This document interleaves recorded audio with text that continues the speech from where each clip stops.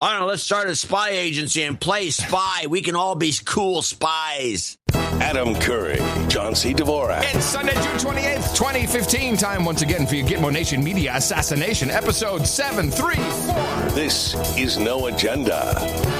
Tasting the rainbow of the new flag and broadcasting live from FEMA Region 6 in the capital of the Drone Star State. In the morning, everybody. I'm Adam Curry. And from northern Silicon Valley, where it's some celebrations going on, I'm John C. Dvorak. It's Crackpot and Buzzkill in the morning. Let me guess. Must be some kind of LGBTQIAAP celebration. Also in London, there was something going on. It all coincides with the Supreme Court decision. I know. In London. Coincidence.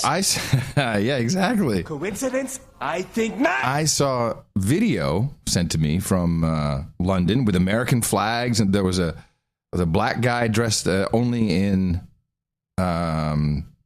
American flag, like hot pants with an Obama mask on. Sure, cool. was an Obama. Well, I'm pretty sure that the other Obama has been at play recently. I don't know if you saw the eulogy that the president did. I think you're right. I'm going to agree. I agree. That was they brought out the other guy. This is the guy who could sing. Well, it wasn't all that great. It wasn't all that great, but yeah. No, he wasn't great at all. I have a couple clips from the eulogy if you want to start with that. Oh. Well, I didn't want to, no, but go. Well, no, let's do something else. We can totally do something else first. Well, since we're talking about flags, did you see the story on CNN? Oh man, I was hoping to get clip of the day, but you know what it is? People send us the same. I have the same clip. I have, yeah, we both. But I have. Let's do. I think we should do this right off because this. Well, I actually have I put the flag photo on the web so everyone can look at that while we play the clip. I did extra. You get busted for pornography. Extra production work is what I did. Well, let's explain. I do have a clip of the woman who the original report. Do you have the full report? Yeah, yeah, it looks like it. Yeah, because that woman is worth scoffing. Well, she's also on Twitter. I looked her up on Twitter. The woman who came in as the correspondent from England. Yeah, it's CNN International on this clip. Mm-hmm. She's on Twitter. She hasn't tweeted anything about this. I guess she's been getting nothing but grief. Yeah, you think? Good reason. Yeah. I mean, you have a flag. Okay, here's the story for people who haven't followed it. And let me give the URL out so people can see it. ISIS gay flag, all one word, isisgayflag.grumpyradio.com. Grumpyradio? Yeah. .com? Yeah. Been using that for a while. So they do this report. They have somebody's walking down the street with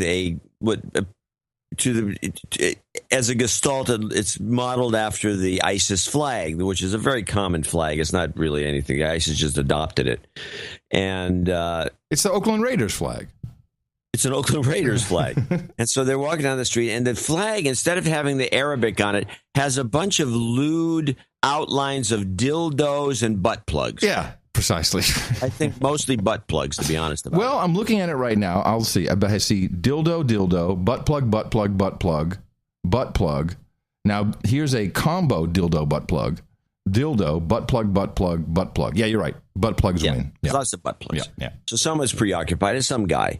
And now, if somebody sees this as an ISIS flag, I think, by the way, if anybody could be accused of blasphemy, I think whoever put this thing together is right on the top of the list. Yeah. So CNN sees this thing, and they go ballistic because, oh, my God, there's a bunch of ISIS people. Now the gay movement is all going to be a bunch of terrorists. We don't even know what they're thinking because they bring this idiot woman on who's a correspondent in London. I feel sorry for her for being so naive. Well, but she sounds like a housefrau. You know. She comes on with this, this thick accent, and she's talking about it, and then she apparently goes and reports it to the organizers, and they say, we don't know anything, and then she reports it to the police. Now, I think one of these two groups, either the organizers or the police, knew what was going on, and they shined her on. Mm-hmm. Watch this, man. This will be funny. And it would be, so you're working for who? CNN. Yeah. Oh, yeah. Oh, you should report this. Yeah. You should report this on the news because it's horrible. Everyone's running home to turn on CNN. They can't wait for this report.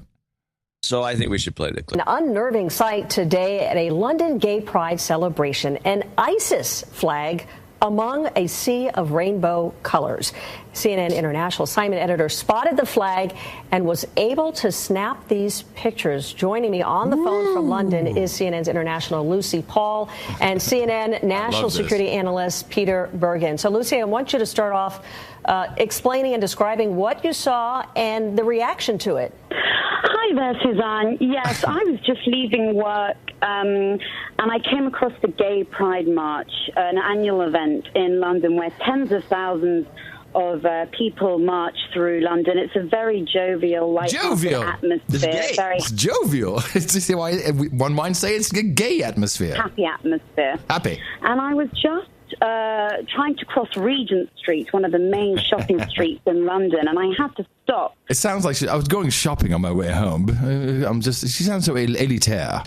Because the march was going down the street, when all of a sudden this man, quite distinctive from the rest of the crowd, he was dressed in black and white, whereas everyone else was brightly coloured, as you can see from the photos. Yes, this man dressed in black and white was waving what appears to be a very bad mimicry, but a clear attempt to mimic the ISIS flag, the black and white flag with the distinctive lettering. I mean, if you look at the flag closely, it's clearly not Arabic. In fact, it looks like it could be gobbledygook. But it's very distinctive, the ISIS flag. Anyway, I seem to be the only person who had spotted this, and nobody seems to be raising any questions or pointing it out. So I immediately went to an event organizer who said he didn't know anything about it. I also spoke to the police nearby who weren't aware either. Yeah, it was funny. It's gobbledygook. No, lady, it's dildos and butt plugs. Gobbledygook. No, dildos and butt plugs. Very obvious. Oh, man. Yeah. CNN at its best. It's fantastic. Our show will be on forever if this is the quality of the work they continue to produce. I know. It's fantastic. You got to love it. Wow. Yeah, I know. Yeah, flag. ISIS, please. But it's a good gag. I mean, the guy had the whole thing going. He had the dark outfit and, you know. Yeah. The guy had it together. As a gag, it's good. I like it. I am guessing this would be. I could predict this and put it in the book, but I'm not going to bother. This flag will become commercialized. Oh, I sure hope so. It should be on T-shirts. That's funny. Hey man, what are you wearing an ISIS T-shirt for? Look again. It's definitely insulting. Look again, saga. Is that Arabic or is that a dildo? Exactly. Well, there's some other funny things. And we definitely need to deconstruct this Supreme Court decision and how it was responded to universally, but also from the White House administration, etc. But I did think it was kind of funny how this announcement came down on CNN as I was watching this live. This is Ashley Banfield. Oh, God. Yeah, I like her. She's got the glasses. She has that stern look. She's always looking. Oh, God. I'm the librarian. Yes. The pouting librarian look. You have to listen carefully in the beginning, but at the end, it'll be very clear why this was highly inappropriate for CNN's airwaves. Is still the legal challenges that lie ahead, believe it or not. SCOTUS speaks is not the end of the story. Not for some states who still are digging in, because there is the issue, and I'm going to apologize for the language, but it is a pretty excited air out here. There is the issue of Religious Freedom Restoration Acts, state to state. Go to break, be right back. About fucking About effing time. Oh, God. Yeah, I thought that was we funny. need more of that, to be honest about it.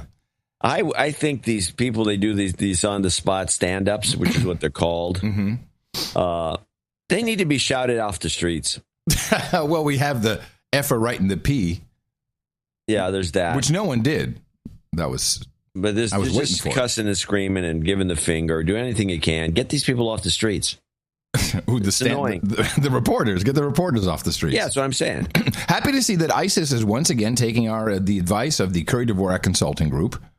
The headline literally reads, ISIS celebrates gay love by tossing 4 gays from roof of building. They finally got it. This is what the big deal is all about. If you want a group that you can that is marginalized and that has the attention, and you want reporters, who cares? I don't care if you behead reporters. I just don't understand the throwing the gays off the building. Why not decapitate them? Why not behead them? I don't get that either. What is the difference? It must be a different group. Maybe it's the gay blood will get on them or something. I have no idea. That makes no sense. Something they really don't like about it. Yeah, why don't they? Yeah. Throwing them off the roof versus decapitation. Yeah. Why are they making this distinction? Yeah. I don't know. It's all bogus as far as I'm concerned. I don't think they're doing it at all. All right, there was a lot of response to this in the mainstream media, and I've just cherry-picked a few. Okay, just go on with that, because I got to write something now so I remember to talk about this. Okay. This is Franklin Graham, the son of Billy Graham?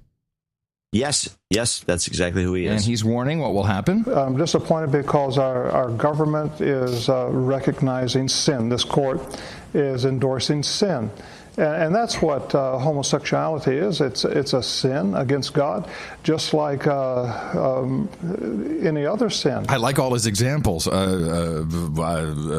other sin, etc. But for the court to endorse sin, I'm saddened for our country, and so we'll have to go by with what the court says. But as far as for me, I will never recognize it in my heart. Because God gave marriage between a man and a woman, and that's what marriage is. And I don't think the court, since it never defined marriage, it doesn't have the right to redefine it. God gave us marriage, and that's just it. That's period. And God does not change His mind. Who in your? I'd ask him a question here. Is that if that's the case, why do you have to go to the courthouse to get a marriage license? You have to get a license. Right. Why don't I just go to the church and get married? I don't need a marriage license. Why do I have to be licensed? Well, this, of course, is the whole issue, is that now at a federal level, you can obtain a license for a same-sex marriage, and it has to be deemed legal in the state that you're in. It really has nothing to do with the church. But who was it that brought this discrepancy out and really explained it well? There's one of these pundits, which is that church marriage is one thing, yes, and civil unions, a.k.a. a marriage codified by law and involved in which is just a term being used for a legal it's used for legal contract. Purposes because the share benefits, health insurance, there's a lot of bereavement and a lot of things you can get out of it. Oh, yeah. When I'm worried... That's different than church marriage. I don't know why they just don't separate these two out. Well, it's supposed to be separated constitutionally. Well, there's that. Well, what I think is happening is Christians or the Catholic Church or whoever is having a big problem with this, they probably are seeing the writing on the wall, saying, well, maybe we'll be forced one day to have this in our club, because that's what it is. Church is just a club. So you can do whatever you want in your club. You can refuse, as far as I'm concerned. So, but I hope people aren't trying to force churches to doing things differently based upon a legal ruling. There was a Catholic deacon, Keith Fournier, and I had this ready to play on Thursday. I want to play it now. So this guy's pretty high up in the structure, and he was very clear. And I think, this was before the ruling, but he was very clear in the Catholic Church's stance on same-sex marriage. I'd like to add to that, not only as a constitutional lawyer, but even more as a Catholic clergyman. Hey, he's a constitutional lawyer! Another one. Yeah. The Hosanna Tabor case has protected somewhat. That's actually, this. Had you heard of this, the Hosanna Tabor case? No. Yeah, so I looked this up because he mentions it a couple more times. The Hosanna Tabor case was an equal employment opportunity lawsuit against the Hosanna Tabor Evangelical Lutheran Church and School. And there was a woman who, and it really had nothing to do with sexual orientation, which is why I find it interesting. The constitutional lawyer brings it up in this case. And it was about her not being able to teach at Sunday school. And, she had a meltdown or whatever, breakdown. and she had to rest for a month, and they hired someone else. And well, what this I think kind of specious lawsuit boils down to is, did the church have the right to fire her and keep her replacement based on her mental health? So somehow that relates to the church's power or to overrule law. That's about the best I can make out of it, but it is something that is referred to a lot. Some of the challenges we're facing already in terms of hiring and firing in the Catholic Church. We certainly discriminate against no one, and we recognize that every single human person has fundamental human rights, including those who are self-professed as gay or lesbian. But there is going to be no changing what we have stood for 2,000 years concerning marriage.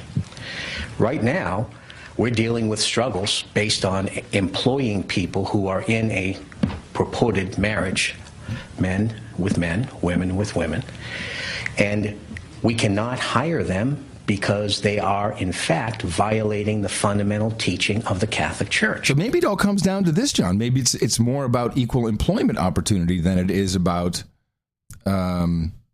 definition of marriage and forcefully executing same-sex marriages in the church. I think there's an element of that, but I don't think that really is the basis. So far, Hosanna Tabor and the precedents that have come from that have given us some protection. But there is no question that Matt is correct. The police power of the state will follow any ruling that says we must give an equal treatment legally to homosexual couples. Now, here's the Catholic Church with a real spokeshole for the Catholic Church, constitutional lawyer, saying that the police state follows the rule of law. Whoa, hello, New World Order. Or to lesbian couples as we do to marriage. And if we do not do so, we will suffer the punitive implications.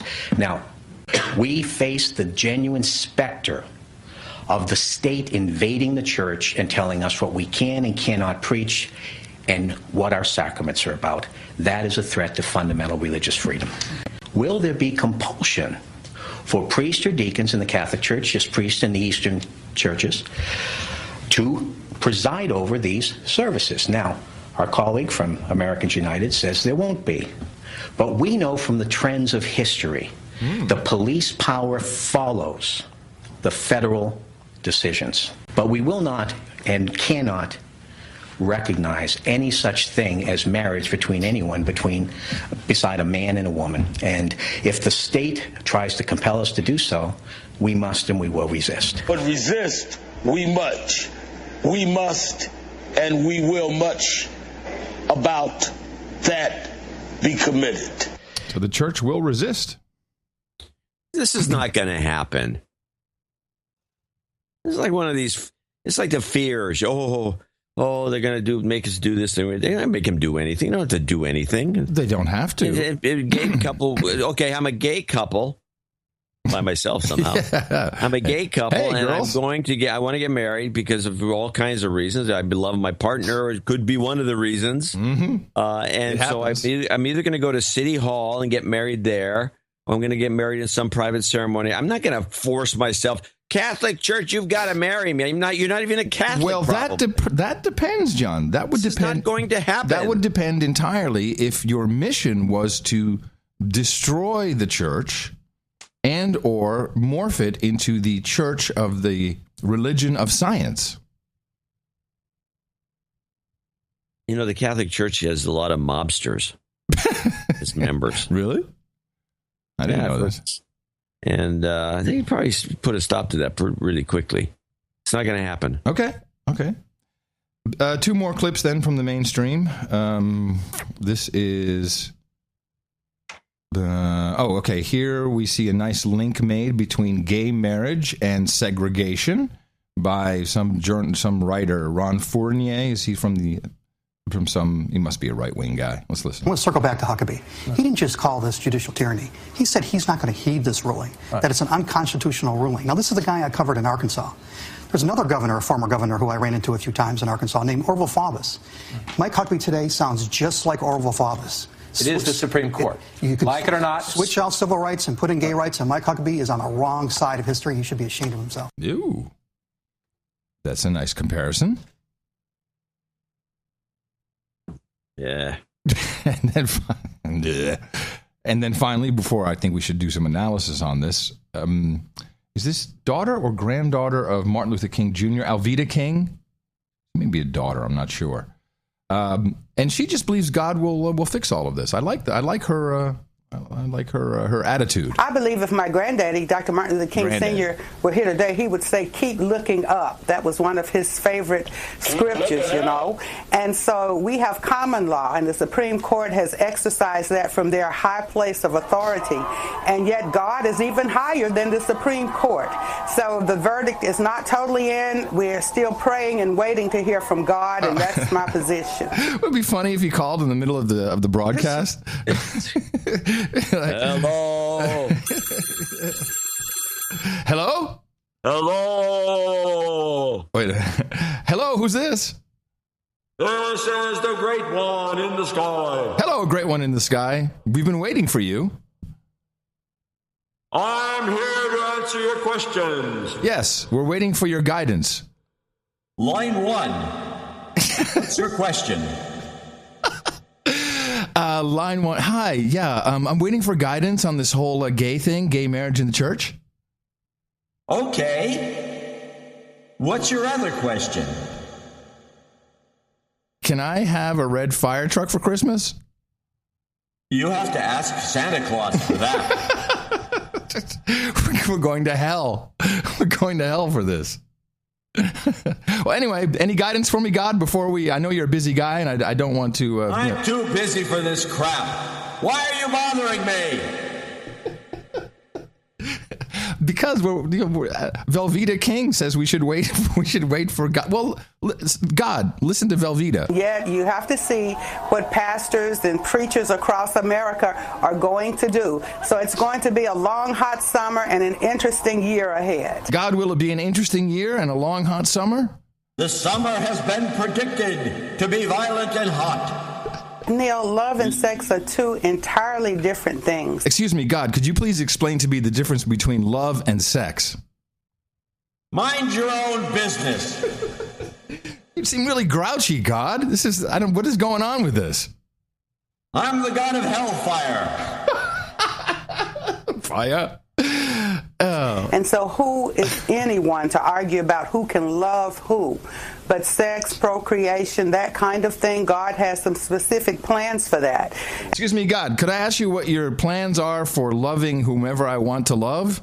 Why do you keep annoying me? And so I say that love is universal and we should be able to love whomever. But there are some guidelines for sexuality. Oh, God, could you please give me the guidelines for my sexuality? I should have never signed with this agency. And we're not going to be able to throw that out the window. So people have not been taught, not properly educated. It's not to be done in a hateful manner. So there's a lot of teaching to be done. God, what kind of teaching needs to be done regarding this very hot topic? Go to church more often. Now you're just stretching. And a lot of loving to be done. And I believe that God is going to guide us. I've been praying more now than I've ever prayed before. And so I do want to say that love and sex are two different things. And so as we begin to learn that and move forward with compassion, I believe that God is going to surprise us. I really do. God, are you going to surprise us? Yeah, just wait. So God, I have a question. If having sex before marriage is a sin, how can it be okay? Hey, producer, can we go to line 2? Hello, God. Yeah, I want to do the loose caboose. My mama won't let me. Are you mocking the black man? No. My mama said I can't do the loose caboose. Line 3, you're on. All right, I'm stopping this. But I'm calling a halt to this on constitutional grounds. Go. What? I said yes. Good idea. Well, for sure, The No Agenda Show. Best starting to sound like Larry King. Quite a bit. God and Larry have a lot in common. This may actually be closer to the truth than we know. I can just call you for anything. I guess I can just call God, and we can. I think this is it's a new feature of the show. Yes, as long as I have the tube available. Well, I was giving you lots of echo. You weren't hearing that probably. Oh, good. I double it. Sounded. Once you used the tube, it was really good. Let's just try again. Let me just let me see. Hello. Hello, God? Yes. I just wanted to do a mic check with you. Mic check. Mic check. Mic check. How do I sound? Do I sound big? You sound huge. Do I sound awesome? You sound awesome and huge, God. I sound awesome and huge. Wow. This thing did a reverb on me that vibrated my ring for some reason. Maybe we should stop. But your ring vibrated? I think it's hard to explain. You had to be here. Yeah.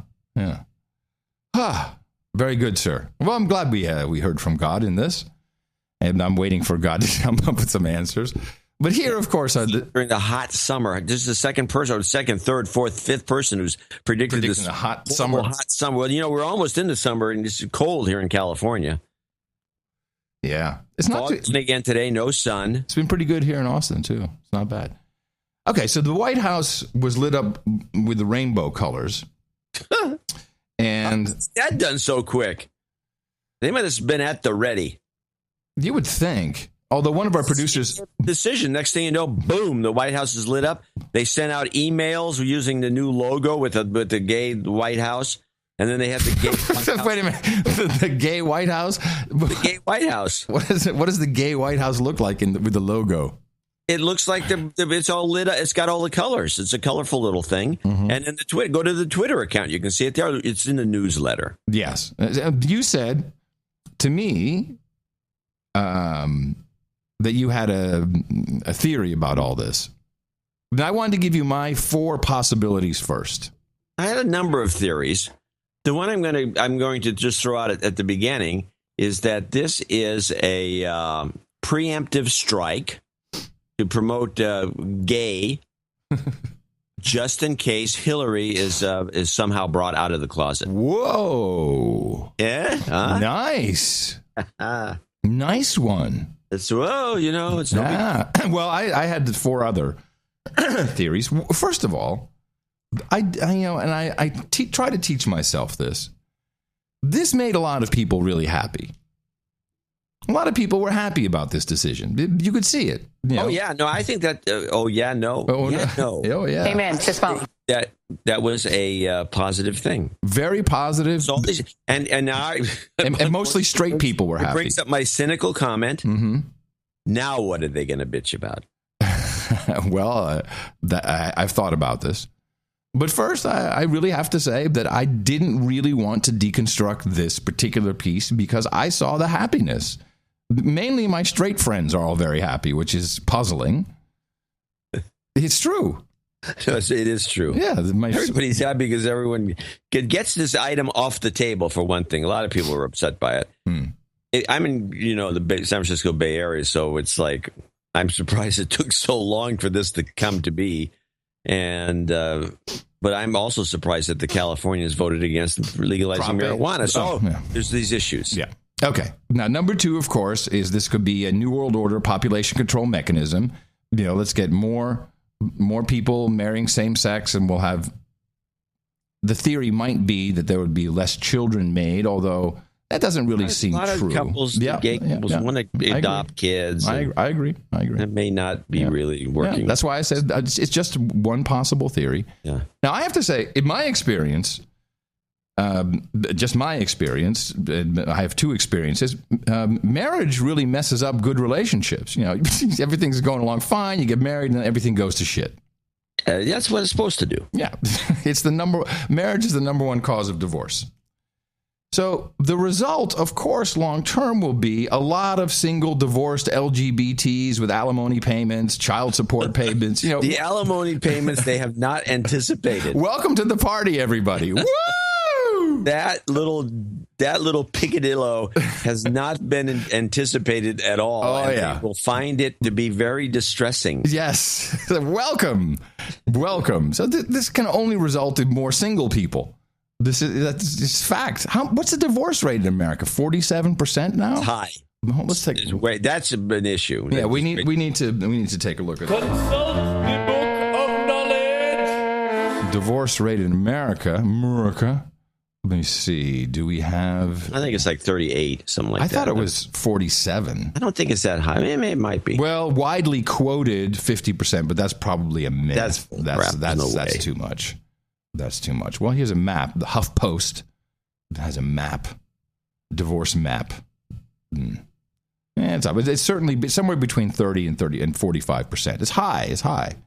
Yeah. So there's Oh wait, I think I may have it. I would say in my everyone's equal, gays have no leg up on, so to speak, on having better marriages than straights.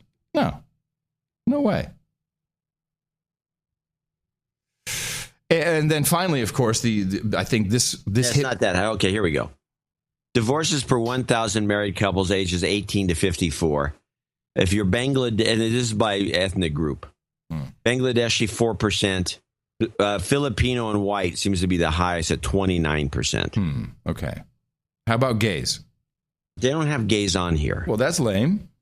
Well, they just don't because there's not enough to. But will we be able to? Can you track it that way? I mean, this is tracked by ethnicity. I think eventually, sure. Why not? This is tracked by ethnicity. No, it's 30. Let's say 30%. So will white gays still be divorcing at 30%? The highest. There's another chart I found. This is different. This is an important question. Do gays have? I should say, lesbian, gays, bisexual, bicurious, transgender, queer, questioning, intersex, allies, asexual, and pansexuals. Do they have some secret to a better marriage? No. This is a myth. So the only other thing I could think of, which I think made some sense. We're ready to go on an all-out assault about how Putin hates gays. It'll be used for sanctions and all kinds of stuff like that. Could be. Right? I like that. Yeah. That was my brain fart Putin's last involved. night. Putin. Boy, there's a bunch of Putin stuff. I unfortunately don't have clips for this, but there's a bunch of Putin stuff taking place. And he just seems to be behind so many little things that are going on now. And he's smirking about them, too. Yeah, he figures, he's not the Russians aren't stupid. And they're, what's it, the KVH? What is the name of their intelligence group now? KVH? I can't remember. Yeah. FSB, those guys. They're bad actors, and they can cause the same kind of trouble that the CIA can. Oh, yeah.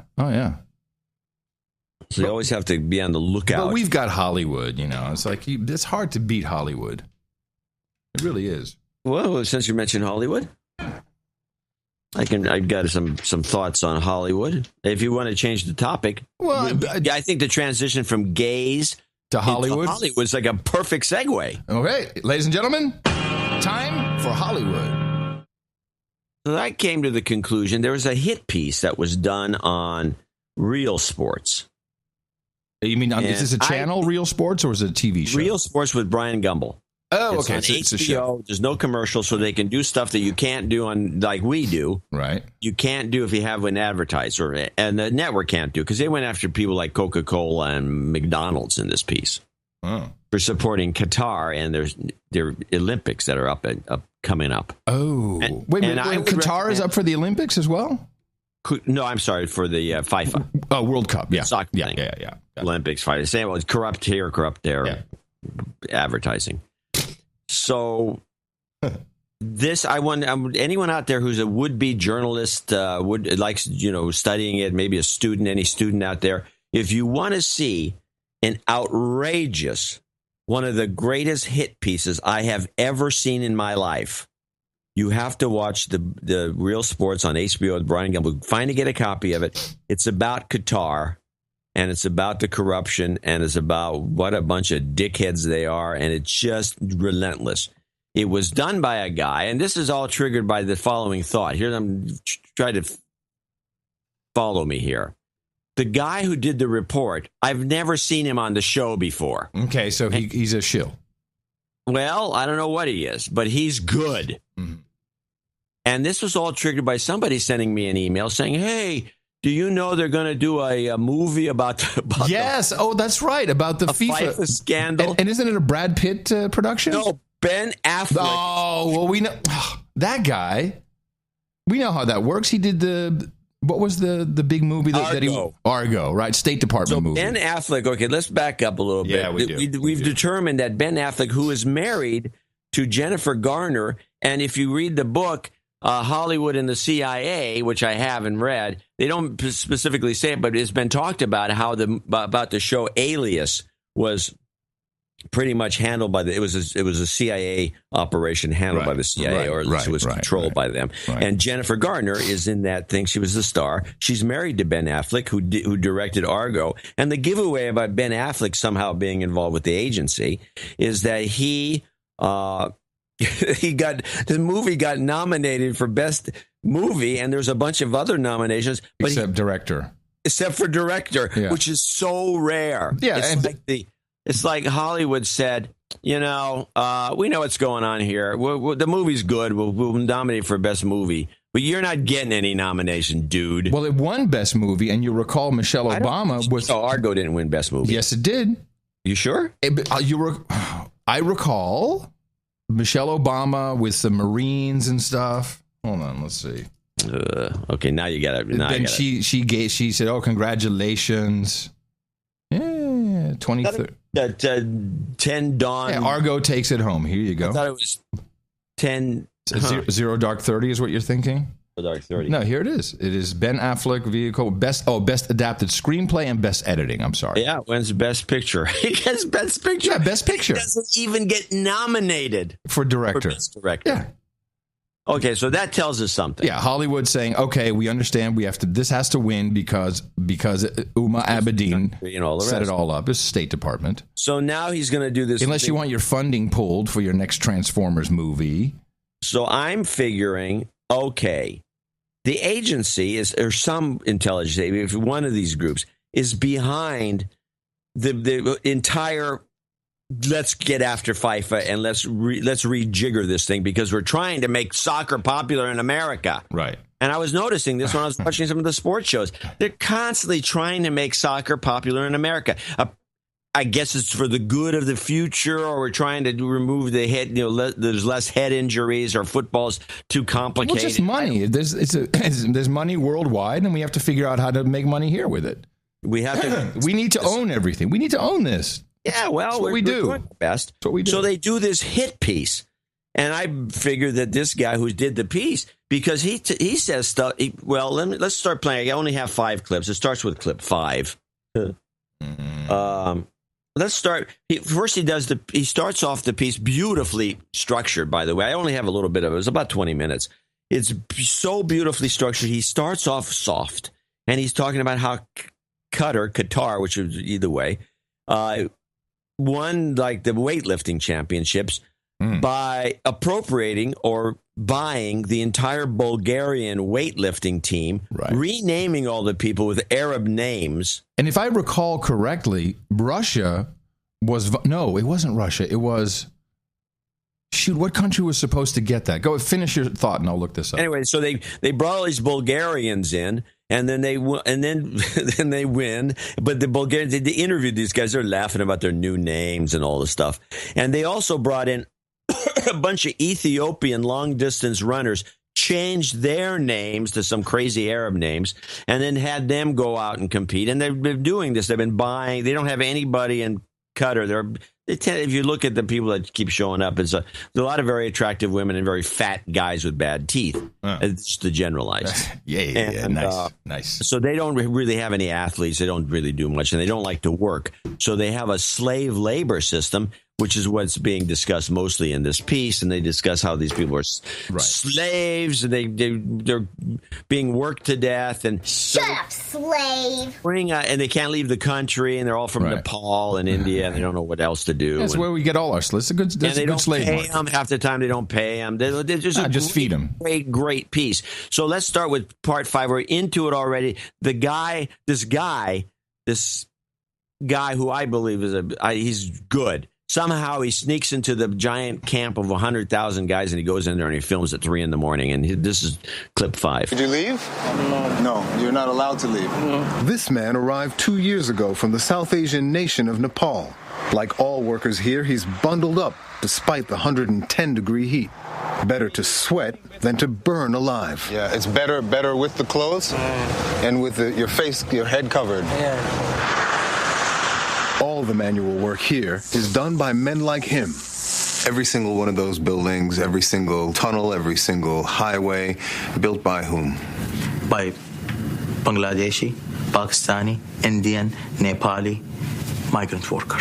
Not a single Qatari will work in this heat. But if life on the job is hard, there's little relief to be found at home. One night last summer at 3 a.m., we drove outside the city to a place the government doesn't want people to see, the sprawling labor camps where the workers are housed. When we arrived, one shift of weary men was coming home, another shift heading onto buses for another day in the sun. Inside, the men were packed wall to wall, 8 to a room. The heat was stifling, the kitchen filthy, the beds, they told us, infested with bed bugs. Seems reasonable. 22-year-old Koom lives here among 150 other men. They share 2 bathrooms. This is one of 2. Koom told us there are fights in the morning just to get to one before the work bus leaves. Where's the shower? So not have this one, not There's no shower here. There's nowhere to wash your body. No. Where do you wash your body? Then buckets. Then you wash your body in the toilet. Yes. I mean, all reasonable. Wow. It's very reasonable. So this just goes on and on. Now, I'm going to skip one clip because this I want to bring out a kind of a discrepancy, a point of reference here, so we know what's going on, which is kind of given away by let's see what clip. This is Qatar hit piece 8, where he talks to other journalists. The Qatari government doesn't seem keen to have this story in the news either. In March, German TV reporter Florian Bauer tried to report from some of the same labor camps we visited last year. We were driving around, shooting along the industrial area, and then all of a sudden, 2 people step up and say, please put down the camera. Police, put the cameras down. Yeah. They confiscated all the material. All the technical equipment, all laptops, all phones, all hard drives, everything. Bauer says he was interrogated by Qatari intelligence for 14 hours. Don't exist. Weeks later, a British news crew trying to cover the story was arrested and thrown in jail for days. Right. This country holds in custody journalists while they're doing their job without any explanation. Should a country host a World Cup which is doing things like that? And the past year has brought other unsettling reports that some of the same men who helped make Qatar a sports power have spent some of their extra cash in troubling ways. They're spending it on sports, they're spending it on culture, they're spending it on investments, and they're spending it on terrorism. Oh. We played that BBC report. On the terrorism? Yeah, about, was it 5/24, so almost a month ago. It was not as effective as this piece. No, not at all, not at all. Now, we're going to back up a clip, and I want to play that, and I'm going to point out something that was kind of like a head-scratcher, but play a clip 6, the confrontation. He brings some guy down, some stooge who's the head of the big all sports and Qatar, and the guy's a glib. Does he have a turban? Yeah, well, he's got the thing. He's got the headdress. No turban. He's got the headdress on. He's wearing white, and he's really cocky. He's got the little mustache, that cute little mustache they wear, and he's full of himself. And then here's how this goes. We went to the Mecca of Qatari sports, the state-of-the-art Aspire Sports Academy, to ask about the treatment of workers building the World Cup. Aspire's chief, Khalid Al-Sulatin, told us that the reports of poor working and living conditions were exaggerated. If the conditions of foreign workers are not as bad as some of the reports imply, what is the truth of the conditions? You go yourself and investigate it. You will see them living in a very, comfortable, healthy environment. Comfortable and healthy? Of course. We are living in a very healthy environment, alhamdulillah. Mr. Al-Sulaydeen, with all due respect, we have gone to the camps. You went yourself? Yes, this week in Doha, where you have hundreds of thousands of men living in labor camps. What? Some of them packed into small rooms, 8 men to a room, like the one we saw. 10 men sharing a toilet, no showers. Why is it necessary to keep these men in camps at all? And this is not happening in the United States, you think? We don't have labor camps. Labor camps? No, I'm not talking about labor camps, but issues of labor all over the world. Have you been to the labor camps yourself, sir? I'm not going to answer your questions. You don't want to answer that? Of course I don't want to answer it. And with that, we were told the interview was over. Thank you very much. Okay. Now, this guy... He makes a point, of course. Oh, well, you should have seen this. It was pretty bad. There is bad situations. But we just have our iPhones loaded. Yeah. Oh, yeah. I mean, we're talking about a country of 250,000 that people are buying. Everyone can buy a Bugatti. And they refuse to do anything, and then they're building all these crazy stadiums, one that's got an artificial cloud over it to keep the place cool during the day. Really? Oh, it's dynamite. How does it work? I guess it's like a giant helicopter, and it's supposedly going to be hovering over the whole thing. It's very. They showed it. Oh my goodness, this looks great. They're doing all kinds of stuff that's very cool. It's a huge. It's a quadcopter. Yeah, a giant quadcopter. Fantastic. So they have this will chop everyone to bits when it crashes. Yeah, when it crashes, it'd be something to see. Nice. So it's not as though they, this is scandalous. Let's put it that way. And it's highly scandalous. But what got me at this point, or actually after the journalist talk, was why wasn't this guy arrested and busted? Everybody else that came in, according to him, he had the journalist. Oh, instead of the FIFA guy, you mean? Instead of the no, I'm talking about the guy doing the report, because he has right, saying, yes. Oh yeah, they pulled us over and said police. The guy was very. I don't have his name. They threw the BBC guys in jail for a couple of days. Yeah, they threw the BBC guys in jail, and I like the way he handles he's talking to some guy, and the guy says, yeah, the guy pulls up and says, please put, and they put, give us your stuff.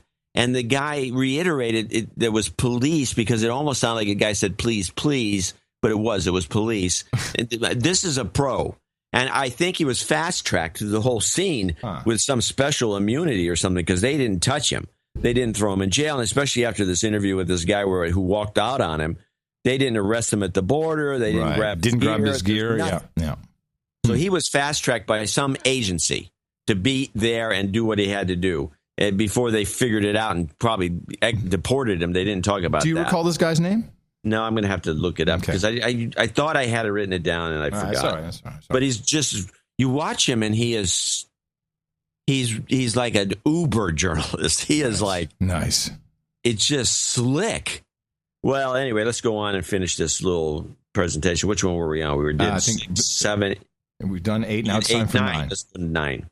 Angry, but not surprised, given that Qatar has faced no repercussions, neither from FIFA nor any of FIFA's powerful sponsors. I haven't seen a single sponsor of World Cup pull their name out of FIFA. So why Qatar would change? Why? McDonald's, Coca-Cola, other companies that are household names. For you, they are part of the problem. They're enabling Qatar's abuses. No question about that. We invited FIFA's major sponsors to explain, but none agreed to an interview. Gee, I wonder why. I just love this part. This is professional hit piece. I'm telling you, anyone out there studying journalism has to watch this. This is so outrageous. How will they get this legs other than, I guess they're going after the advertisers? Because you can't and they can do it from the HBO perspective, because they don't care what McDonald's says. It's HBO, of course. You will not see this piece anyplace. This should be 60 minutes. Right. It's got it's done like a 60 minutes piece. It's shot like a 60 minutes piece. It should be on 60 minutes. 60 minutes can't show it. because 60 Minutes is beholden to advertisers just the way PBS and everybody else is, which is a point we try to make on this show. And HBO is not. And HBO's not, which is cool. So let's just play the last clip and go out. He may not be alone. In 2013, the Qatari Olympic Committee honored another longtime sports official there, Abdul Aziz Al Attiyah. Last year, Attiyah was given a more dubious distinction, convicted in absentia by a Lebanese court of funding al-Qaeda. Both Attiyah and Nuaimi deny being funders of terrorism. Others in Qatari sport have provided radicals a platform. Remember the chief of the Aspire Sports Academy who we met last year? He may have walked out on us, but just 1 week after that, he and his academy played a much more accommodating host to this man, Sheikh Mohammed Al-Arifi. Al-Arifi is one of the more radical preachers in the Middle East. So the idea is advertisers need to pull out because you are otherwise directly responsible for aiding and abetting terrorism. Yes. And slavery. Whoa. So McDonald's and Coca-Cola and Adidas and Hyundai, they put the names up on the screen, all the major sponsors. This is a shakedown. It's not a shakedown for who? No, it's not. It's a hit job. Yeah, hit piece. That's a hit job. It's an epic hit job. Shakedown's different. That's where you get money. No, this is a hit job, and it was done on behest of the United States government's intelligence agencies in some way, shape, or form, because we really got screwed when we wanted some of these games. We wanted those games. It was unfair, and so we decided, okay, you want to play unfair? We'll show you unfair, and this is just the beginning. I like it, John. The initial salvo, and it's aimed right at McDonald's. It's aimed right at Coca-Cola. When you see them pull out, you'll know it's starting to become effective. This is just the beginning. This would have been clip of the day if it was a clip. It's not a clip. No, it's an analysis of the week. Very, very good. And you know the Clinton's got his paws on this somewhere. Probably. Right? Yeah, it's possible. So let's keep our eye and see if Hillary does anything for HBO, anything special. Maybe a little town hall meeting or something. But Qatar is a target, and it's going to go on and on and on. They're not going to. Well, it's not until 2020, correct? And they think, they know, but they're building these 6 stadiums, which are outrageous. Right. I mean, it's something like $150 billion worth of stadiums. I like the drone cloud. That's cool. This crazy we should stuff. At least let him build that so we can take it. Something is up with this, and this is not. I think you've nailed it. It's but so clear. Again, anybody out there studying journalism who wants to really look at a classic hit piece, I've never seen one as good. Send me the link, and I'll put it in the show notes. HBO.com. Oh, okay, all right. And it's the Brian Gumbel's Real Sports. Real Sports, okay. Good work, John. Can't wait to see that come down. But they have a couple of years, so it's just the beginning. Oh, yeah. It's a 2020. There's going to be regime change by the time this Olympics comes around. Yeah. That's how we roll. Hollywood, regime change, screw you. Booyah. I had a jarring experience. Yeah? Yesterday, 2 days ago. Friday. But I was walking down the street, concentrated on trucking right. And there were 2. Now, at first I thought they were Planned Parenthood rousters. What do we call them again? Solicitors? Solicitors, yeah. But I see that it's a combo T-shirt. It's Planned Parenthood with Save the Children on the front, Planned Parenthood on the back. And this T-shirt by itself already just made my mind like go into pretzel. It's like, how do you make it work? Save the Children with an organization that aborts children and stops them from being born altogether, stops conception. Yes. How is that somehow saving the children? I don't know. And so I didn't have one of my nifty little comebacks. I just said, today I'm just going to block. You choked. I did. I choked. And there was one on one side of the sidewalk and one on the other. So you walk through the tunnel. And yeah, that's a good one. And that by itself already felt, it just didn't feel good. And the guy on the left, he's like, but not today, man, not tonight. then the guy, as I walk past this tunnel, the guy on the right says, "Oh yeah, you don't care about children." You know, wow. Yeah, and I stopped and I 1-2 punch. And I turned around. I said, "Excuse me?" He said, "You don't care about children. You don't want to save children." I said, "Wait a minute. I don't like your approach," is what I'm saying. "Oh, it's 1-to-1 marketing. Look it up." Wow. Yeah. And now I'm feeling I'm feeling a little bit of irritation. Yeah. But here's the thing. And I take one step towards this guy. I mean, I'm already like 10 feet away or maybe even a little bit more. And I say, are you kidding me? Yeah, look it up. 1-to-1 marketing. I said, no, you're being annoying. That's not cool. And I saw this guy, he looked at me with hatred, like real hatred. And I was just like, why don't you look up Margaret Sanger and the Eugenics Society of America? You look that up. I'll go look up 1-to-1 marketing. He had no idea what I was talking about. But I still can't figure out. Oh, by the way, the hatred, I have to say, both these guys were black, and I felt they looked at me like a white asshole. That's the first time I've ever felt that. And maybe it's just conditioning that's come through, for whatever is going on my side. So I'll own that shit. But they looked at me with hate, man. I didn't feel this. This was really messed up. And then I'm going to look into this, Save the Children. And there is, Save the Children, I had no idea how big this is. Were they looking for money or did you sign something? They had tablets and people, I think, were signing stuff, but they don't need money. Guess how much money they have? Tell me. I just want you to wager one guess and know that Planned Parenthood contributes heavily to them. Oh, the Save the Children operation? Yeah, that's why they had a combo T-shirt. So, okay, they probably have, I don't know, what, 20 million? $657 million. Really? Yes. For what? To save the children. And that's just the American chapter. They're part of this huge, this bigger organization. But if you look at what they've got, the CEO making $600,000. This is one of those big ones. What do they do besides harass people on the street? Well, 1-to-1 marketing. I can look it up. I can give you their mission statement if that helps. Might be worth it. Let me see. Mission statement. Save the Children is the world's leading independent organization for children in need with programs in nearly 120 countries, including the United States. We aim to inspire breakthroughs in the way the world treats children and to create immediate and lasting change in their lives by improving their health, education, and economic opportunities.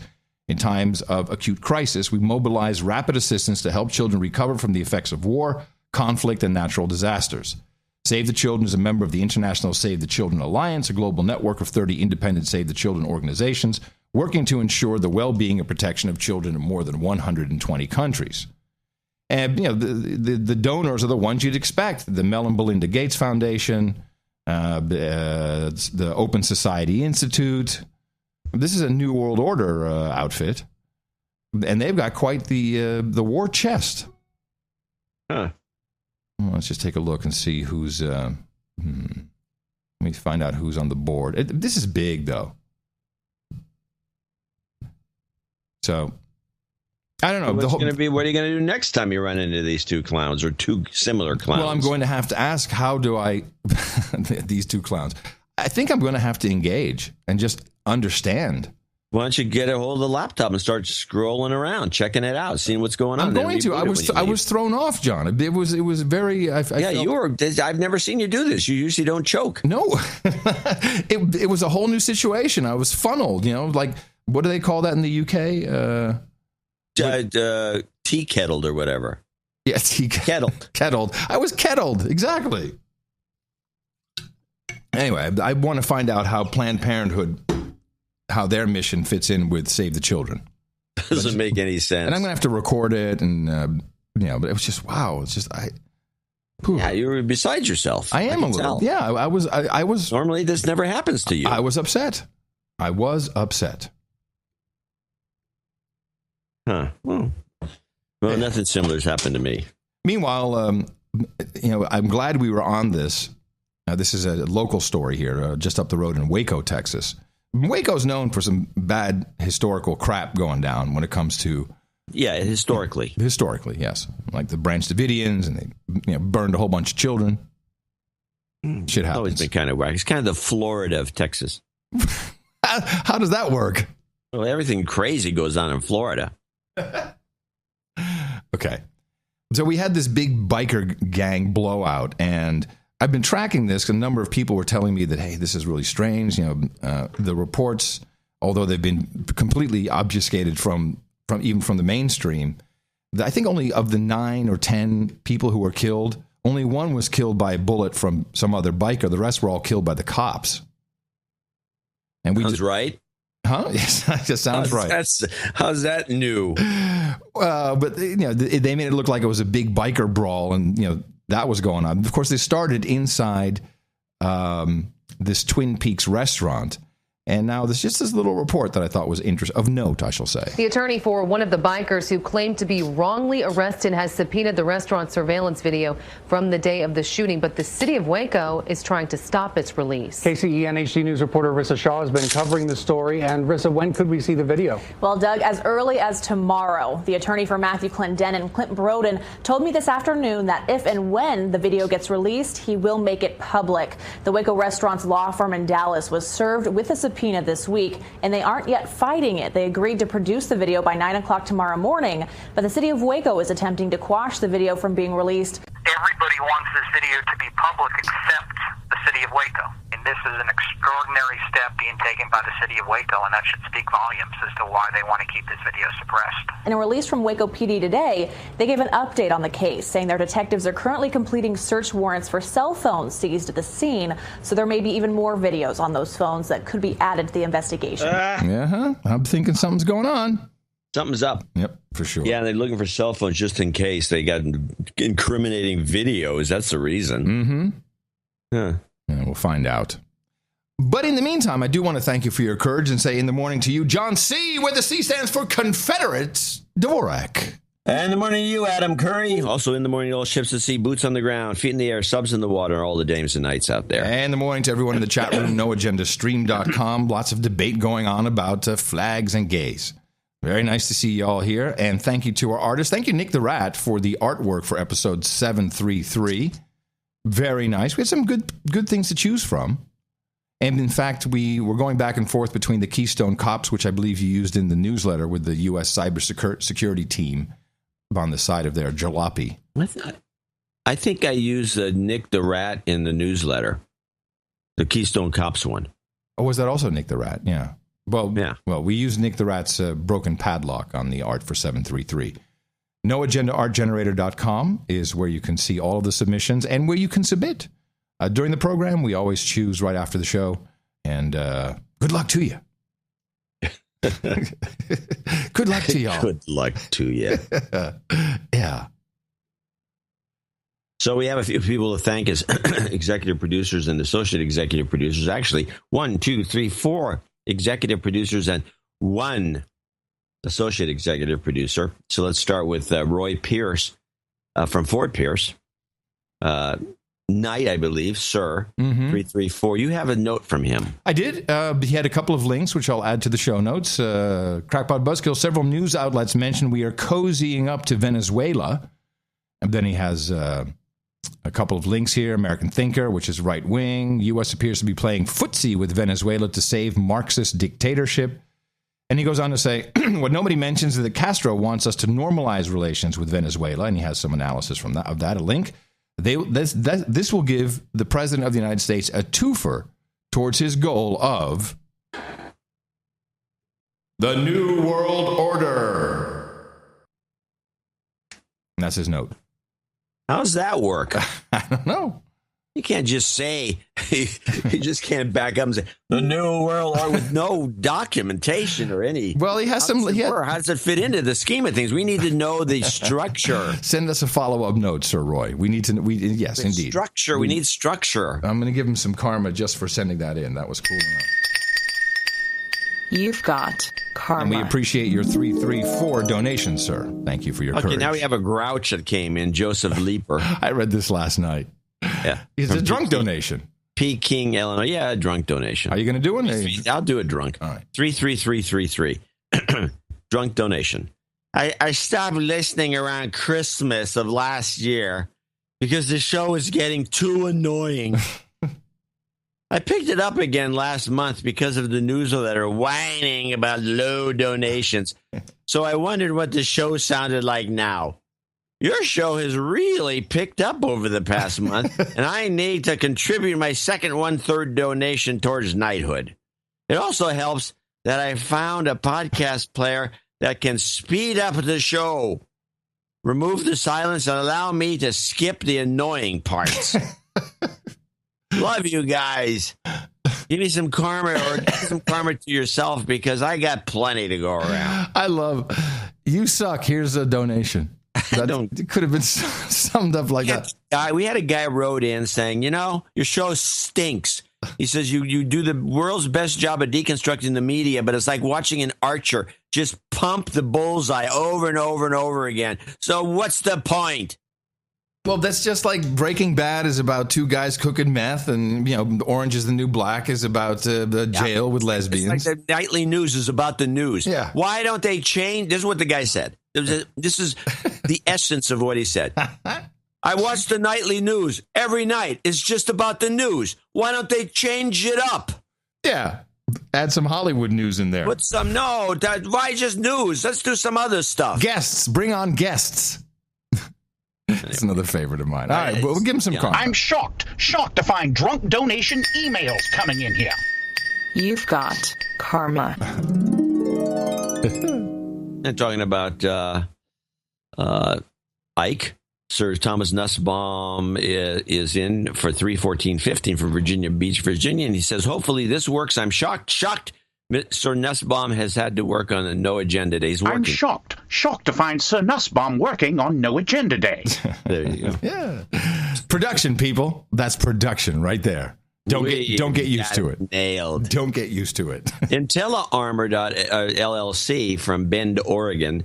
He actually came with 355. He meant the or 350 or something. I forgot what the number was. Whatever the case, as I said, whatever the case. In honor of John's Collegiate Bowling Days, please accept our donation of $305, which, as John knows, is 7-10 split. It's 7-10 split. Get it? Yes, I get it. Yeah. According to our detailed calculations, this puts us over 1,000 in total donations and qualifies us for a seat at the No Agenda Roundtable. We humbly request to be knighted, Sir IntelliArmor. What's that? What is that? Well, that says, I don't know what it says. There's a little character there. Knight of Extreme Screen Protection. I guess yes. Knight. Yeah, that's what they make. Thank you both for the excellent podcast you produce. You continue to produce to an extreme. Can we get a bomb them with her head is gone, followed by a, oh my God, that's amazing. And then he has loves and kisses. Bomb them, and bomb them again. And her head is gone. Oh my God, that is amazing! You've got karma. Sure thing. I think it's kind of interesting that people put these little stories together using the clips. It's very nice. Jason Wall in Regina, Saskatchewan. Rhymes. As they say there locally, rhymes with.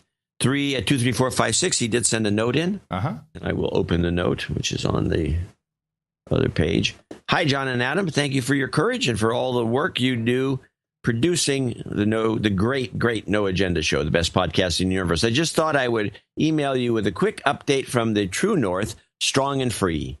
Specifically, there are now 3 new laws that have been rammed through Parliament and the Senate. Yeah, this is C-51. This is their Patriot Act. Their Canada Freedom A little Act. slow in the draw, but they're going to do it anyway. Yep. After years of trying, Harper's conservative majority has finally created a domestic spying agency to rival the NSA, it is called the CSIS, the Canadian Security Intelligence Service, has been given authority to spy on Canadians and our allies. And it's broad. They can be spied on anywhere for anything, pretty much. Do they not have a constitution in Scandinavia? They have national bylaws that are which include freedom of actually. Aren't they pretty much just under British rules? They're more free than we are technically. But this stuff goes on. No, it's over. It's over. Years ago, one of the Canadians did a report on this where they essentially abnegated freedom of speech for a period of time so they could crack down on something or other. They're very into alien and sedition laws.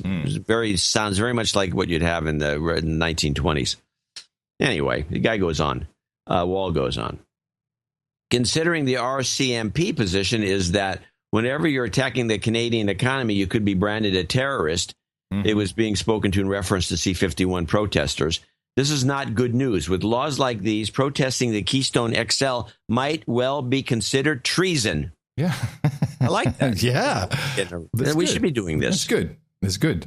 New Citizen Act, which I guess recently went through as well. This law allows the Canadian government to strip anyone of their Canadian citizenship if they are convicted of any terrorist activities. See above. Such as advertising on the World Cup. I've been told it only applies to immigrants who hold more than one citizenship. Considering anyone arriving in Canada by any means that would not seem ordinary. Stephen Harper's words. Anyway, he goes on. They said you could be sent directly to maximum security prisons, held up for 8 years without charge. I can't imagine why anyone would want to move here anyway. Lastly, a new bill has been proposed. We have a little Canadian competition going on, too, thanks to the newsletter, which we'll talk about during the next break.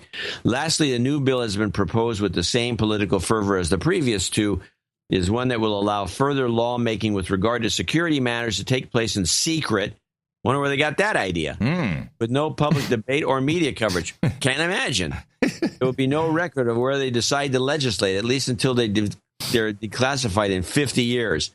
Having seen what these conservatives and liberals by association have been willing to vote for in broad daylight, I shudder to think of what they'll do behind closed doors. Thank you again for all you do. Well, thank you. And keep us apprised. He was hoping that we do more Canadian news, but then he realizes that most of it is just... It's the same. I watched CTV Edmonton is one of my stations. And I like watching Canadian television because the ads are all alien to me. But yeah, we'll cover more Canadian stuff. We try. But I have read C-51, and it's extremely broad. We put it in the show notes, so it's all searchable. What would they do this for? What would they do this for? Control? They could just use our agencies. But is Canada a member of Five Eyes? Yes. Okay. Well, there you go. It's just an expansion of our agency. It is our agency. Yeah, I believe. New Zealand. Hold on. Great Britain, United States, and Canada. I think that is the Five Eyes. Hold on. I believe CSIS. I believe I had an article about these jabronis, and I think it was somehow that NSA had given them a lot of technology. I'm going to have to look that up. Oh, they had to put it to use the way our local police have to put stuff to use? More than likely. What are we going to do with all these computers, Bill? I don't know. Let's start a spy agency and play spy. We can all be cool spies. Woo! Have to keep it a secret. Oh, yes. It's cool, man. A bunch of 12-year-olds. I'm just noting that. Very nice. And that's it, I believe, for our... Yes, that will be it. And we do have another show coming up on Thursday. Hope we can pick up the pace. The end of the throat of summer. Yeah, it always happens around this time of year. It gets tough. Well, July 4th is a problem. It always, people stop listening to the show. That's one of the reasons we have the newsletter, remind you that we're here. Yeah. Yes. Hello. Yes. Hello, we're still doing the show. Yeah, we're trying. Read your tweets, your emails, listen to your phone calls. NSA is looking out for you. That's right. Now available in Scandinavia. We want to thank all of our executive producers and associate executive producers for helping us out for episode 734. Another show on Thursday coming to you from the Netherlands, where I will be staying with Christina. So we'll be in Rotterdam. So we know the pipe will be good. Yeah. Yeah, that was, Yeah. Second Man Thursday? Yeah. Thursday. That's right, Thursday. Oh, you will be in Rotterdam on Thursday. Yeah. Bring an international flair to the show. And of course, we always need everybody out there doing the important work of propagating our formula. Our formula is this. We go out, we hit people in the mouth.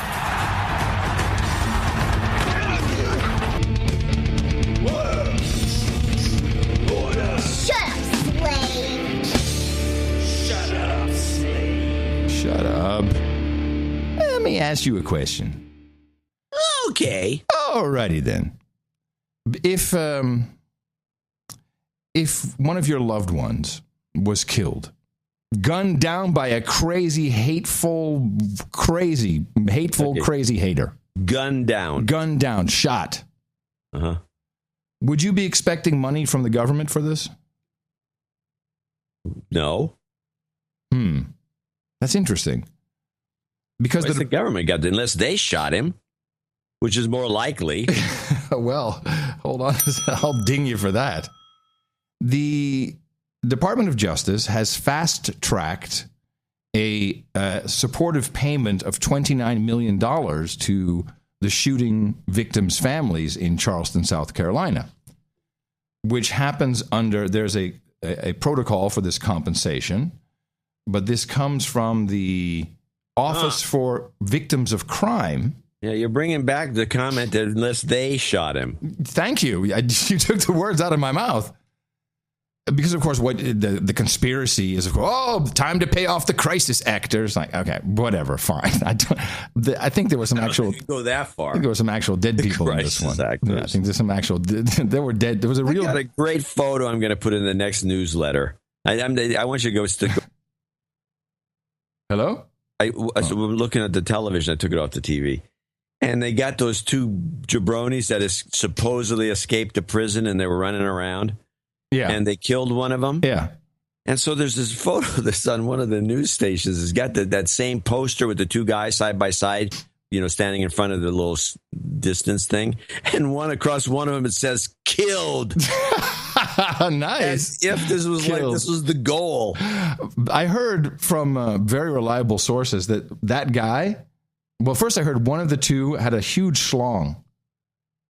It's got to be, yeah. I would believe that the guy who was supposedly the lady killer. Well, this came from gay circles. I said, oh, man, they killed the guy with the big schlong. I thought it was the other guy that had the big schlong. No, apparently no. I have a high authority. You have a high authority that the ugly guy had the big schlong? Yeah. Hello. You got it. God gives you something. Oh. Say, hey, you're ugly, but look at this. You have a great future ahead of you.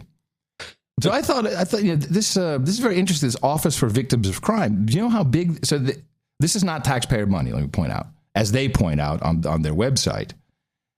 This is acquired from fines and confiscated materials, and I'm sure huge bank accounts. Which usually is reduced to going into the general fund, which means it is taxpayer money. I'm just saying it's pre-taxpayer money. Yes, it's what's on the website. They say this is from fines and money that has been, what's the word? Confiscated. Confiscated. Thank you. For federal crimes, which and I looked at the number. It's $9 billion they have in this account. So I'm thinking that probably came from all those bankers they threw in jail. Took all their money. Probably not. $9 billion. But I just found it interesting that why is this being fast tracked? And so it works out to more than $3 million for the families of each person who was killed in this attack. Now, as far as I know, this, we have a manifesto which is not 100% attributable to Dylan Stormroof. We have a crazy name, Dylan Stormroof. Just to put that out there. And we don't know if he acted out of pure hate. We have some photoshopped pictures with flags that have clearly forensically proven been photoshopped. So he has the Rhodesian flag, and it's just all this, a lot of suppositions. But there's a lot of, it's all circumstantial. This guy hasn't been, has he testified yet? I don't think so. Has he made a statement? I don't think so. Has he said, I hate black people? I did this. They have to kill him in prison. Well, they might have to, because the president did the eulogy for this state senator. And this guy, very interesting. With the president? No, the state senator. Yeah, well, this is my assertion from the beginning that this was a hit on him. Yeah. He voted against gay marriage. That was his stance. But he also, he really was okay with the Confederate flag. Here's a little piece of a speech he did a while back, just in itself a little bit of a history lesson regarding Confederacy and the Confederate flag, and really his stance on this. Ladies and gentlemen, we have heard the stories of how the Civil War divided houses. Yes, fought for a good cause, but still divided houses. And when I say divided houses, there were black Confederates and white Confederates. I know, because in the Emanuel Cemetery, we have black Confederates who were buried. There were those from the South and the North who supported the Union and those who did not. And so again, divided houses. On this land, even as an African-American preacher, I respect and understand that yes, Union troops fought, but also Confederate troops fought. And God is not a respecter of persons, though causes. And so we honor all the blood, all the troops that gave their lives during this time. It is in this very obscure text that David sort of encapsulates what many people feel when it comes to the Civil War. Joy and yet pain. The many good men who died for a good cause. Those who died doing what they thought was in the best interest of the country. Yes, as a supporter of the Union, thank God for the Union. But yes, there were many Confederate soldiers who only fought because they felt that it was good for their homeland. And so I can imagine, like Lincoln, who went to Gettysburg and looked through the fog and saw not just Union soldiers and not just blue uniforms, but also gray uniforms, and wrote those very famous words that we honor, those very, very famous words in his Gettysburg Address that we said is probably one of the best speeches in American history, where he honored all and cherished all's sacrifice and believed and wished that none would have to die for the Union. There you go. That sounds like a guy who's pretty level-headed about the Civil War and the Confederacy. Yeah, I'd say. And somehow no one questions this, that it's all only a symbol of hate, of racial hate. And here's the guy himself speaking from the grave. I'm waiting for the day when they lower that Confederate flag and put up the gay flag. Well, this is all over Twitter. If you haven't seen it, there's this cartoon has already been drawn. What I just said? Yeah. Jeez, I'm behind. I'm slow in the draw, apparently. So here we have. By the way, can I just do an aside? No, I'll do it later. Never mind. Keep going. Here we have the president, and this is the other Obama. And where has this guy been? They should have put him in a long time ago. This guy's good. He knows how to do this. This guy is spot on. This version of the president is good. And he's got the whole, church thing down, but holy mackerel. He's all in on this guy who hated black people. He was, connected through a long line of hate. And what he's doing, of course, is actually fanning the flames and creating divisiveness. Very, very spectacular. And there were people all over, in offices listening in, and it was so moving. Yeah, he's got it down. This Obama is great with this stuff. Great. A church built by blacks seeking liberty, burned to the ground because its founders sought to end slavery, only to rise up again, a phoenix from these ashes.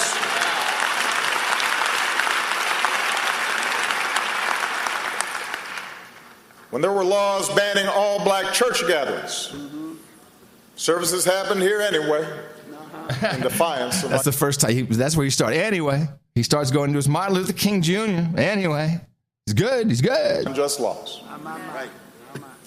When there was a righteous movement to dismantle Jim Crow, Dr. Martin Luther King Jr. preached from its pulpit, and marches began from its steps. Watch this. A sacred place, this church. Not just for blacks, not just for Christians, but for every American who cares about the steady expansion of human rights and human dignity in this country. A foundation stone for liberty and justice for all. That's what the church meant. Woo! No. Hey. All right, so he can get the crowd going. Now, of course, this is an easy crowd, but good, very, very good. Now, he does this whole piece on this kid, which we really know nothing about. Nothing, because you could just as easily say it's about the pharmaceutical industry. They pump these kids full with crap, and then they're out on the streets looking for the illegal cheap high, and then they're put on some more crap that keeps them kind of in balance, and who knows what could have happened. We need to work on Big Pharma killing our children. 159 million prescriptions in 2012 for opiates. That's more than we have adults in this country. No, that's not what he did. We do not know whether the killer of Reverend Pinckney and 8 others knew all of this history, but he surely sensed the meaning of his violent act. This is interesting. So the president knows what he sensed. It was an act that drew on a long history of bombs. He smacks his lips a lot. Well, that's this Obama. I think it's a tell. And shots fired at churches, not random, but as a means of control, a way to terrorize and oppress. Okay, so now he's saying that this kid was terrorizing, oppressing, in a long line of bombing churches, burning churches, shots fired at churches. Whew! An act that he imagined would incite fear and recrimination, violence and suspicion. An act that he presumed would deepen divisions that trace back to our nation's original sin. Damn. Are you hearing what I'm hearing, John? What are you hearing? I'm just hearing the president. It's just hate. Putting divisive hate speech out there. Yeah, this is hate speech. Yeah, this is hate speech. Oh, yeah. But God works in mysterious ways. All right. We should call him sometime. God has different ideas.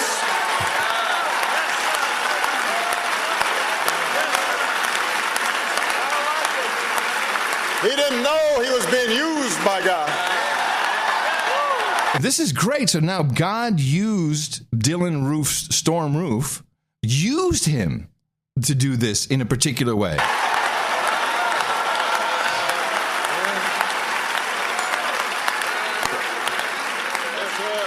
Blinded by hatred, the alleged killer could not see the grace surrounding Reverend Pinckney. Yeah. Are you bored? Is that why you're playing your instruments? No, I'm looking for a note. Okay. And that Bible study group. Blinded by hatred he was. Oh, the president knows everything.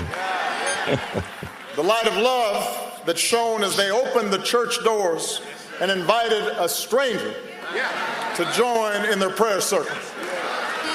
The alleged killer could have never anticipated the way the families of the fallen would respond when they saw him in court in the midst of unspeakable grief with words of forgiveness. He couldn't imagine that. Damn. You got to admit, this guy is good. You don't like him? I think you should call God again, see what he thinks. Okay, hold on a second. Where's his number? He should have a short number. Yeah.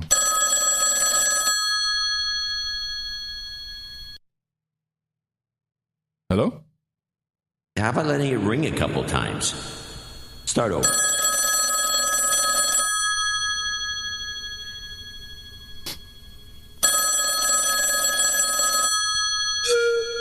I'm not here right now. Please leave a message. In the morning. All right, very good.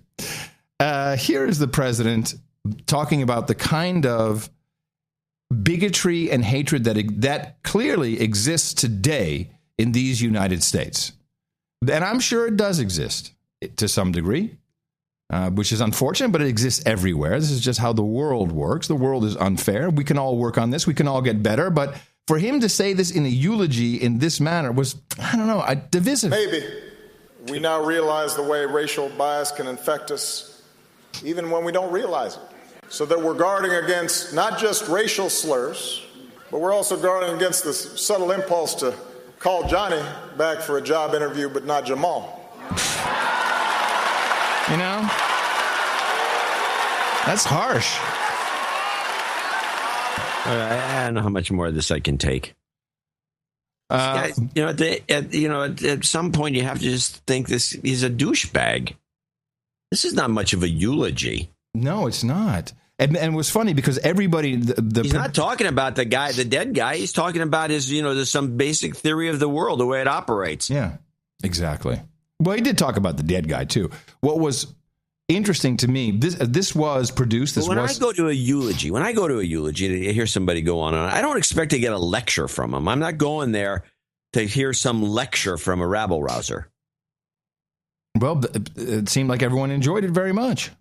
Well, you got the president there. I mean, you hope to get an autograph afterwards. You realize those things are worth about $100 a pop. Yeah, it's good times. There was a production flub, which I wanted to point out. By now, you probably heard the president sang Amazing Grace. But this was set up. The production knew about it. In fact, the way it was set up is, okay, the president's going to talk about Grace, Amazing Grace. And I think he moved pieces of his speech around or something. And the organ and the band starts kicking in because they think he's going to sing, but it's at the wrong moment. Oh, no. They blew the cue. Yeah, they totally blew the cue. You'll hear it. Listen. I've been reflecting on this idea of grace. Attention, camera 3. Get ready for the band. Okay, get ready for the track. Band, are you ready? Are you ready? Band, get ready. Who's going to sing Amazing Grace? Who's your hostess? Get ready. Grace to the families who lost loved ones. Okay, get ready, band. The grace that Reverend Pickney would preach about in his sermons. It's the grace moment, Amazing Grace. Everybody, places for Amazing Grace. One of my favorite hymnals, the one we all know. This is the one. Get ready. Amazing Grace. All right, cue the band. Band, cue band. He's about to go. That saved a wretch like me. I once was lost. He's doing the lyrics. I want to hear the band. Get the band going. Get the band going. No. But now I see. There you go. Band. Good. Here he goes. And zoom in tight. 5. Camera 2. Position for the profile shot. And here he comes.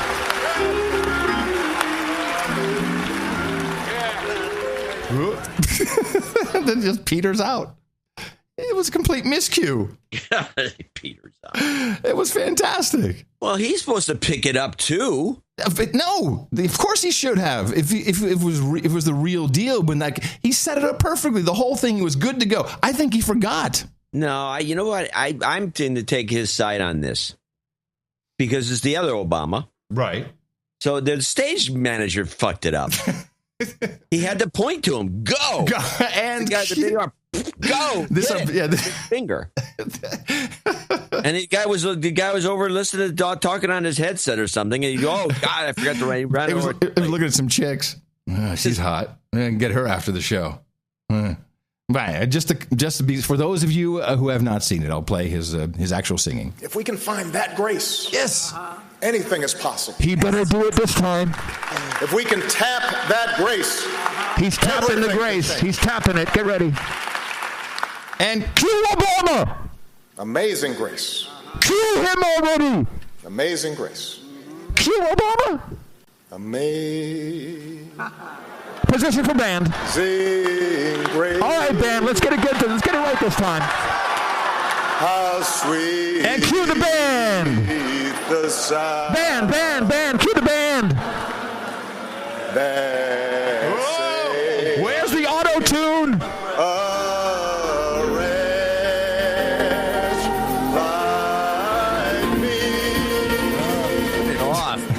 It must be pretty painful. Off. Yeah.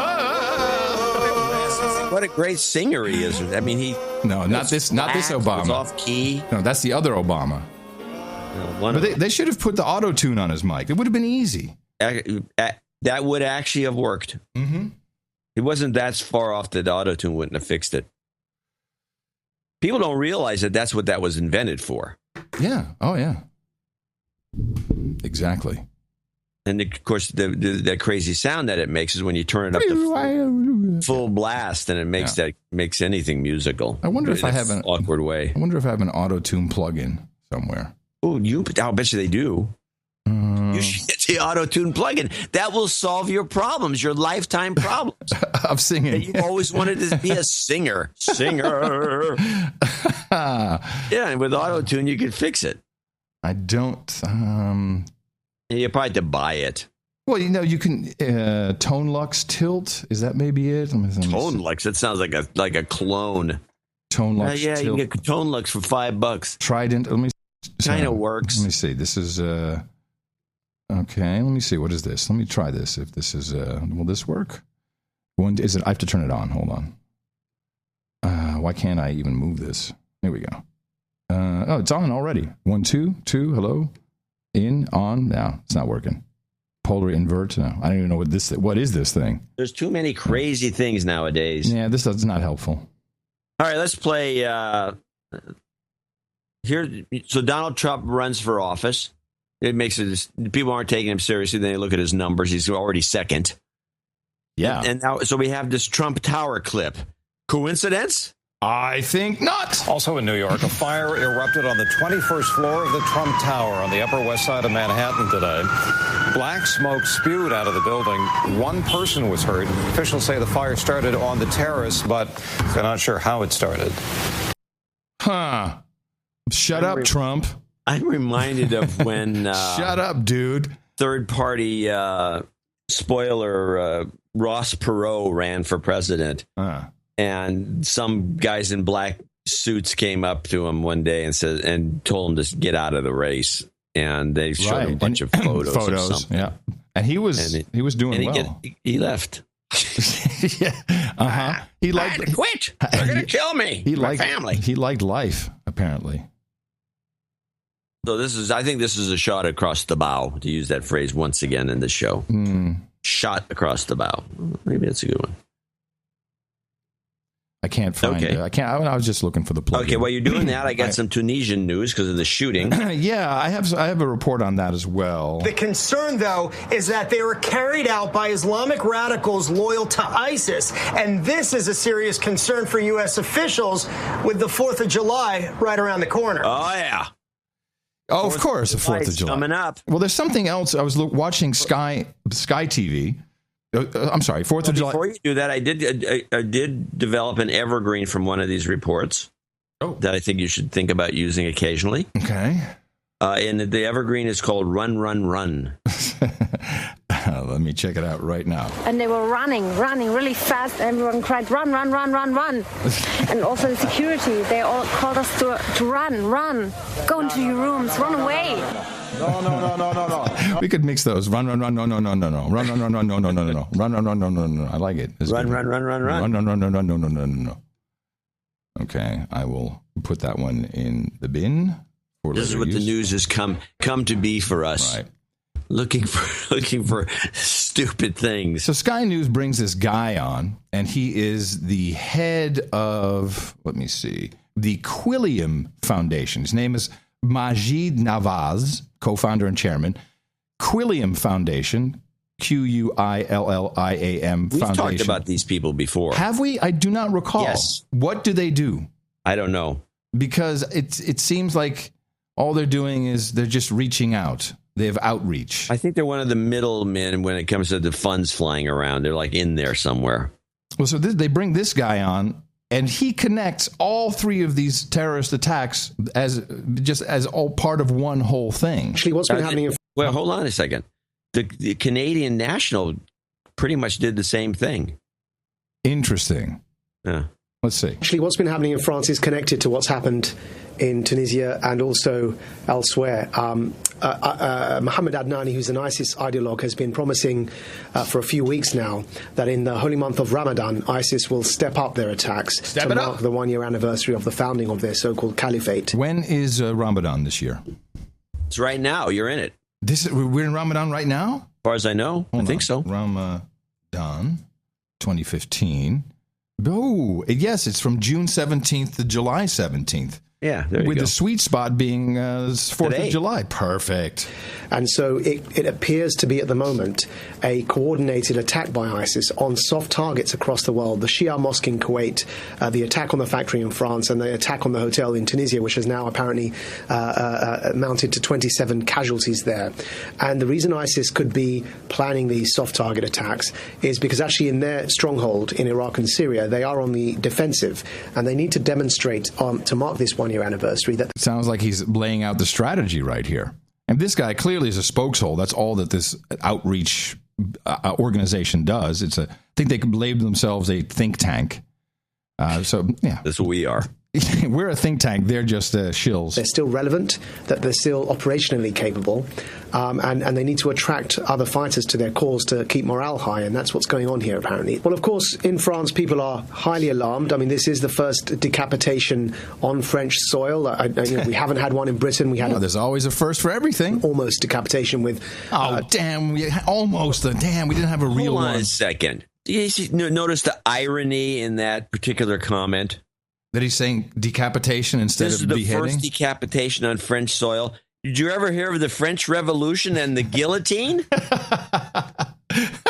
They're collecting boatloads of heads. Yeah, in baskets. This is the first decapitation on French soil? Are you kidding me? Alarmed. I mean, this is the first decapitation on French soil. We haven't had one in Britain. We had an almost decapitation with... Didn't they? They had decapitations in Britain too, didn't they? Probably. Yeah. Well, this is an outrage. Drummer Lee Rigby. So people are shocked, they're alarmed, but I think there are some questions that we need answers to. One is that the perpetrators here, were they homegrown French citizens? Were they returning fighters? Or has ISIS delivered on its promise and smuggled, via the people smugglers, hardened ISIS operatives? So what this guy is saying is that this was a coordinated attack in 3 places at the same time. Poor old Tunisia... on the beach, which I think was the best one. Did you see any of that amateur of the cell phone footage? Yeah, body is who knows, but it looked like bodies everywhere. It was a good one. Yeah, it was in a Blair Witch Project kind of way. And then we had the guy who drove the vehicle into the factory and chopped the guy's head off. His boss's head. Was it the boss? Yeah. Nice. Like the boss of the factory or something along those lines. Of course, that's an American company. Some of the outlets in Canada and the UK, they emphasize that. None of the outlets in the United States said anything about it. Who cares? It's an international operation. It's not an American company.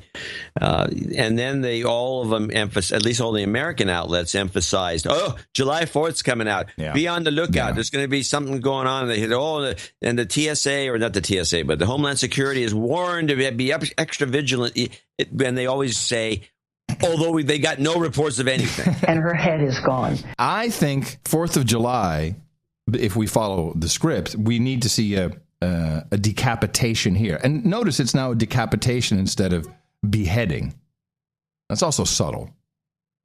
I don't think there's going to be anything on the 4th of July. This has happened every year. And how annoying. Because the 6-week cycle says it should be in and around the 15th of July. And there's no reason to break up the cycle just because it's the 4th of July. Because most of these guys are going to be on look here. We're on vacation. Who the hell wants? You're on vacation. You're taking a 4-day weekend. You're in the FBI. You got a 4-day weekend coming up. And maybe you can take a 5th day on sick leave. You got a 5-day vacation coming up. You're not going to set up any scam for the 4th of July. Forget it. We're not doing it, boss. with people across from Libya into the continent of Europe. And that begs another question, which is that these apparent multiple attacks, are there others that they're waiting to initiate again in this month of Ramadan? I mean, I'm frankly very surprised. I look at these issues every day. I'm very surprised that we in the United Kingdom haven't yet faced something as severe. We're very lucky, and credit does go to our security services and to the police forces to keeping us safe, but we are overdue an attack here too. Overdue. It's overdue. Overdue, I say. Overdue, says this guy from the think tank. It's like a weather report. This is bull crap. Overdue. It's overdue. It's overdue for rain here in California. Well, you could say that. It's true. But that's, you can't equate the two. You can't use weather, analogies to determine any of this stuff. Well, we're overdue. We're overdue for World War III. Now, this does come on the heels of something that you, of course, picked up on. You had a clip on it, I believe, about the NSA spying on the French. And yes, which was developed, I believe, by the Russians. Well, the word that's going out, the Snowden thing that followed suit. Well, the question is there perhaps this new leak? The question is this perhaps from a different source? What's the new leak? Well, it was this NSA about NSA spying on France. It's from Russia. That's the source. Right, but it's not necessarily from Snowden. You think it's all just Russia? No, regardless? It's not from Snowden. There's no chance it's from Snowden. Right, because it wouldn't have showed up on WikiLeaks. And Snowden already gave away everything, and nobody, confirmed it was from Snowden. They would have said it was from the Snowden pack of goodies. Right. They said no. It just showed up on WikiLeaks, and it's the Russians. The Russians, the ones who planted this. The same way the Russians planted the "fuck the EU" comment, which was bugged by the Russians, and they pushed that out there to cause trouble. And now they pushed this out there to cause trouble. And now the French are so irked, they say, we'll take Snowden and Assange, and we'll give them asylum if they want to come to France. Which, by the way, I would, if I was one of those two guys, in a heartbeat. A heartbeat. Yeah. What do you think? Oh, oops, wrong one. That was the, sorry. Fuck the EU. Fuck the EU. But that's all just, again, the Russians just doing everything they can to. And I have to say, let me just finish one thought. Once Snowden is out, what are we going to do about this grudge we've got against Russia? Now we have to think of some new rationale. Gays. There's always the gays. It's the go-to. It's the go-to. It always works. Yeah. I think they're beating the drum too much with Russia. And the Russians are causing trouble. They got to be stopped. We got to get it together, get a little diplomacy going here, so we don't have this thing going on with Russia. This is not good for anything. Yeah, Putin has now said that they have to stop the Ukraine gas discount. So they have to pay full price now. Of course, that makes sense. They're getting new money in, so you might as well say full price. It's all EU money anyway. That's just the way it always. That's the way our government works. Oh, you're getting paid twice as much? Oh, we'll take twice as much. Yeah, there are a couple of new websites I found that do that report on. I'll find the name for you. They report on government IT, government information technology, and there was this article. Just speaking of government for a moment, the Pentagon is going to move to they're hoping, it says, going to move to a single service provider for all of their IT needs. What? Yeah. They should do it in-house. Are they nuts? So the standardizing IT infrastructures will enable end-to-end network and security posture and improve operational coordination across departments and geographies, according to Greg Garcia, the Army's Information Technology Agency Executive Director. The consolidation is an effort to cut out redundancies in how the Pentagon delivers IT services across its vast bureaucracy. After a months-long study of the IT costs of the Pentagon Reservation and National Capital Region, a memo from Deputy Defense Secretary Robert Work made the single service provider, SSP, a policy official. And of course, the question is, who's going to be the single provider? And that seems by itself a huge security risk. They have to do this in-house. The government should not be using outside people for doing government work like that. I hear you. We're going to have with Snowden. Yeah, I hear you. Well, lots of trouble. There's trouble. And part of there's something that what's that douchebag's name who's in on this Chertoff. They are implementing something called making the yes. So they're about to implement Einstein. I think Einstein 3, which is I know. It's Einstein. It's the Einstein program. Intrusion detection system that monitors the network gateways of government departments and agencies in the United States for unauthorized traffic. They've already implemented that. Can't be bypassed. Yeah. So the features. There's no way to beat that. It's got the name Einstein. Upon its creation, Einstein was an automated process for collecting, correlating, analyzing, and sharing computer security information across the federal. You a false sense of security across the federal civilian government. But Einstein does not protect the network. Oh, it just tracks it. So here's what it collects data, including honks a horn. Yeah, it's like, oh boy, hold on a second. Packet length, protocol, IP address. It's like router logs that they're selling. Nice. I swear to God, autonomous number system. So that's your in-network numbering system, ASN. ICOM type and code. So that's the type of packets. Packet length, protocol.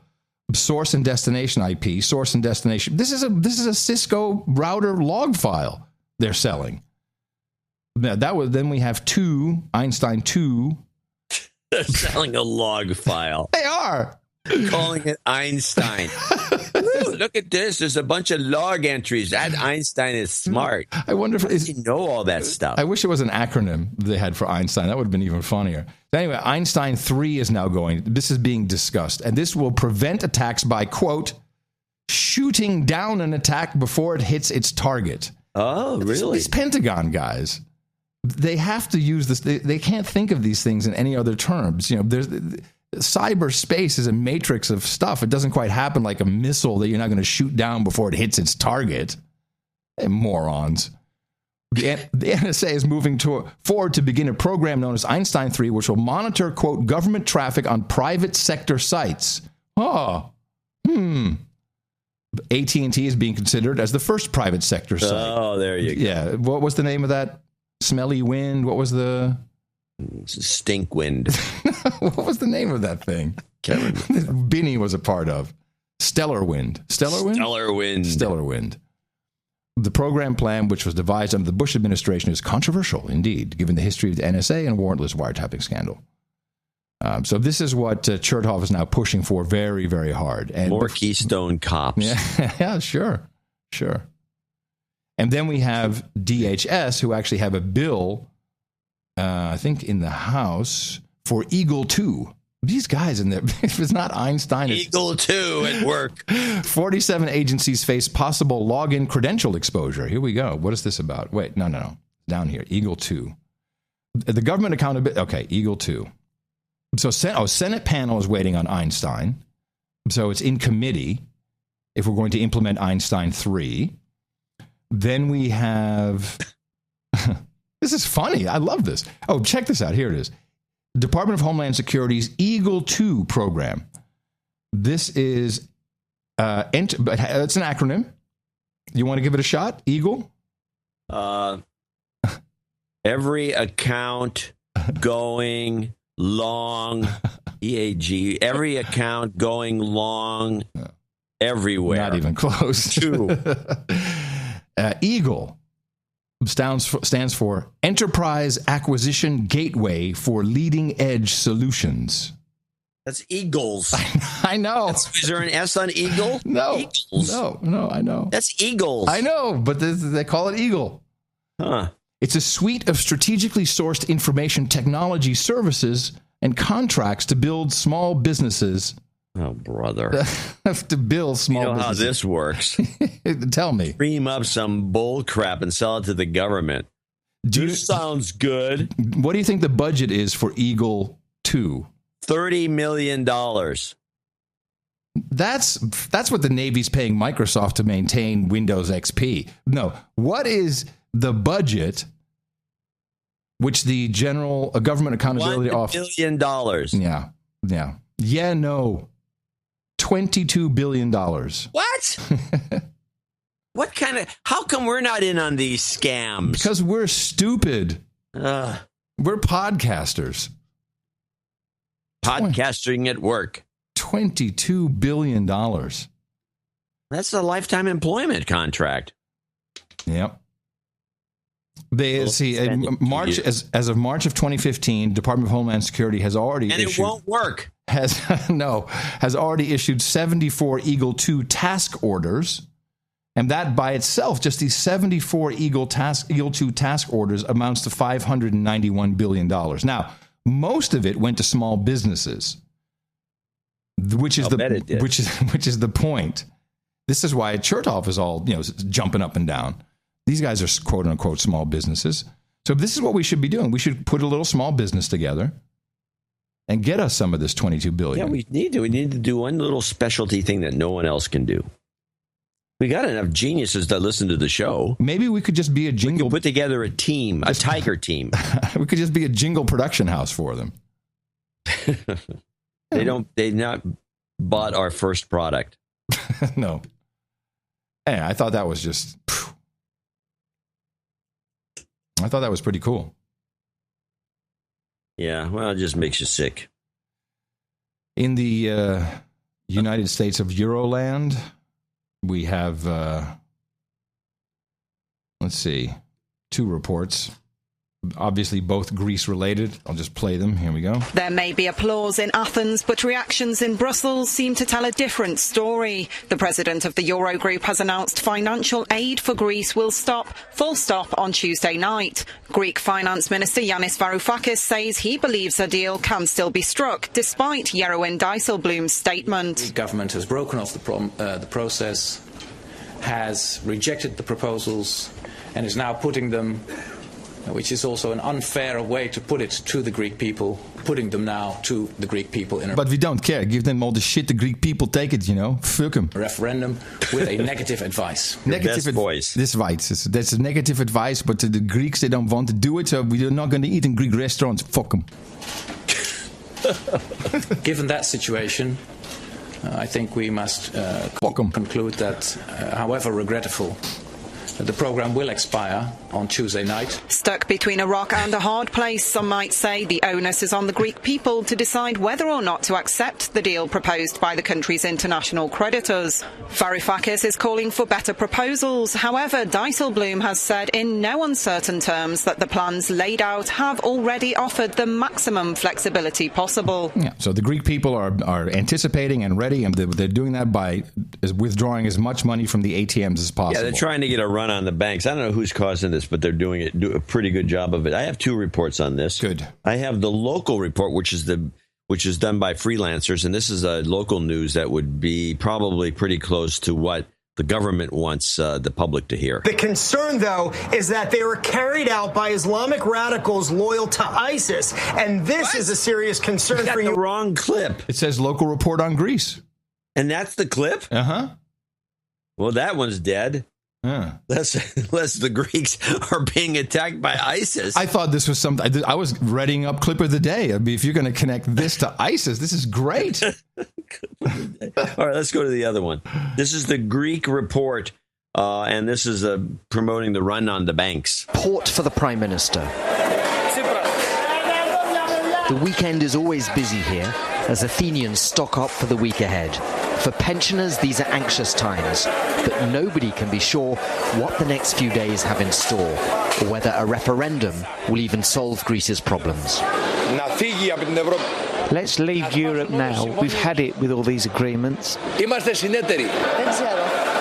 How am I meant to answer this question when no one is explaining it? What would happen if we go back to the drachma, and what happens if we stay in the euro?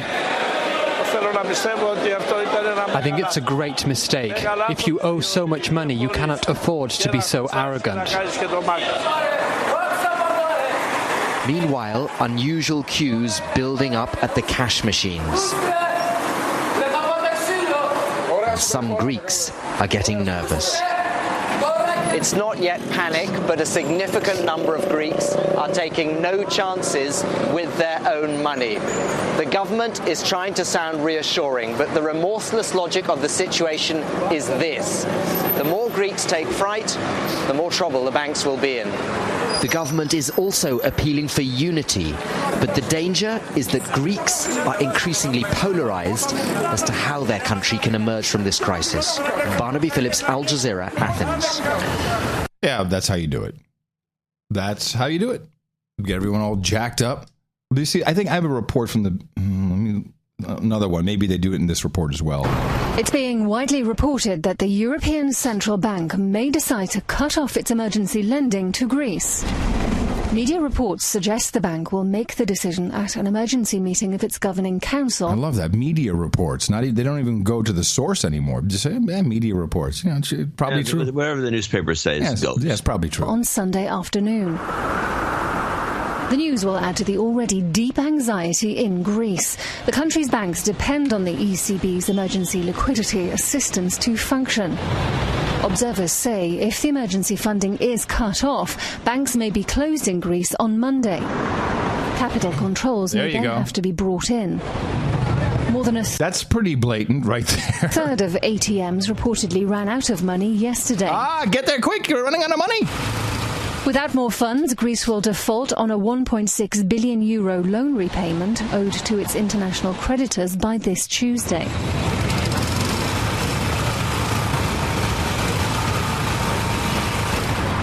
The Eurogroup refused to extend Greece's next bailout beyond Tuesday. They blamed Greek Prime Minister Alex Tsipras' call for a referendum on the conditions of the deal. It will be held on July the 5th. There you go.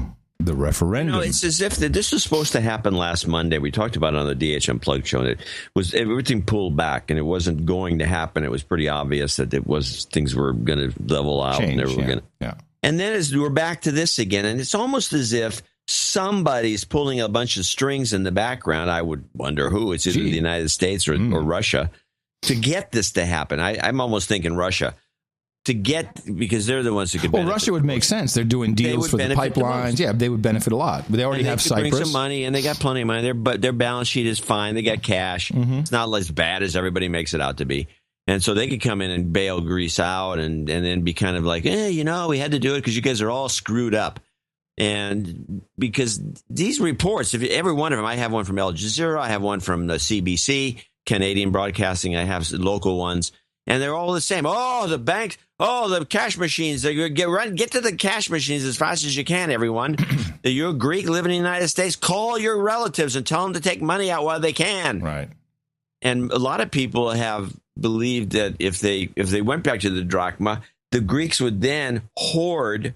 This was actually discussed by Larry Summers, in that interview he did with Charlie Rose. Who says this would be a bad idea.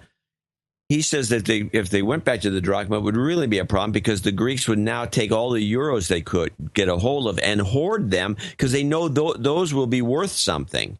And, of course, that takes all money out of circulation, and all you have is this crazy drachma, which has no basis to exist. I forwarded you the note from the ex-banker from New York, and he said, forget about it. It's they've got it. It's no default. It's not going to happen. I followed up with him, and he said, euro's going to spike. Well, the euro is going to spike. But he set a target of 118. What does the euro spiking got to do with any of this? Just investment opportunities. Let's take a look at what the euro. He said 118 is his target. 118. Well, that's up. I think it's at 111 right now. Let me find out. That would be a nice 4% jump. I'd take it. Well, for currency, it's 4x. Yeah, when it moves at all. Yeah, and it's been moving all over the place. Well, I'll keep an eye on that because right now get this off the screen. It's $111.5, so it's $1.11 and 0.5 right now. So he thinks it's going to 118. It could. It's not impossible. But something's up, and this is outsiders that are stirring this up. I agree with Russia. I think you're spot on. They're trying to put the Turkish stream together. They'd like it to enter through Greece to go into Europe. Greece would be perfect for Russia. Yeah, and they solves lots of problems. It does, and they share Orthodox, the same religious church. beliefs. It's got Russia written all over it. Yeah, I think we're becoming flat-footed here with John Kerry and his. They don't know what they're doing, and we're embroiled with the talks with Iran, which are going nowhere. Hey, could Russia annex Greece like they did Crimea? I don't think they'd want it. That would cause too much trouble. But they would just become partners. Make them have them join the Warsaw Pact. Yeah, perfect. I'm going to show my support by donating to No Agenda. Imagine all the people who could do that. Oh yeah, that'd be fab. Yeah, on No Agenda. 12 in the morning. You do have some people to thank. And, of course, a example of the random number theory. Oh, no, I take it back. It's not. It's Mark Plager. Mark Pugner came in from Schaumsburg, Illinois, with the highest amount of 199.33, just under the number for some reason. We don't know why. Mark Plager, which I could have been Pugner, in Beaver Creek, Ohio, 132.31, and he has a note here. He wants some travel karma as he heads to Tokyo in a few days, but he needs to mainly call out Dieter Archer and Kevin Porter as tremendous douchebags for having never donated, at least to my knowledge. I don't know if you could be calling people out if you don't know for sure. Yeah, you got to know for sure. Yeah. Donald Borowski has a note here. We have to read his notes when they come in because they come in on the United Federation of Planets letterhead. My favorite. We must obey. It's also WA60MI. Nice. I'm sorry. I keep saying 0, but it's WA60MI. Oh. And I wrote this. I put this in the newsletter. I might as well read it. Anyway, thanks to the both of you for battling the fear porn being sold to us every day. This is especially important to those of us who are of retirement age, a time when the floodgates of fear are opened fully. So I thought that was worth reiterating. That's right.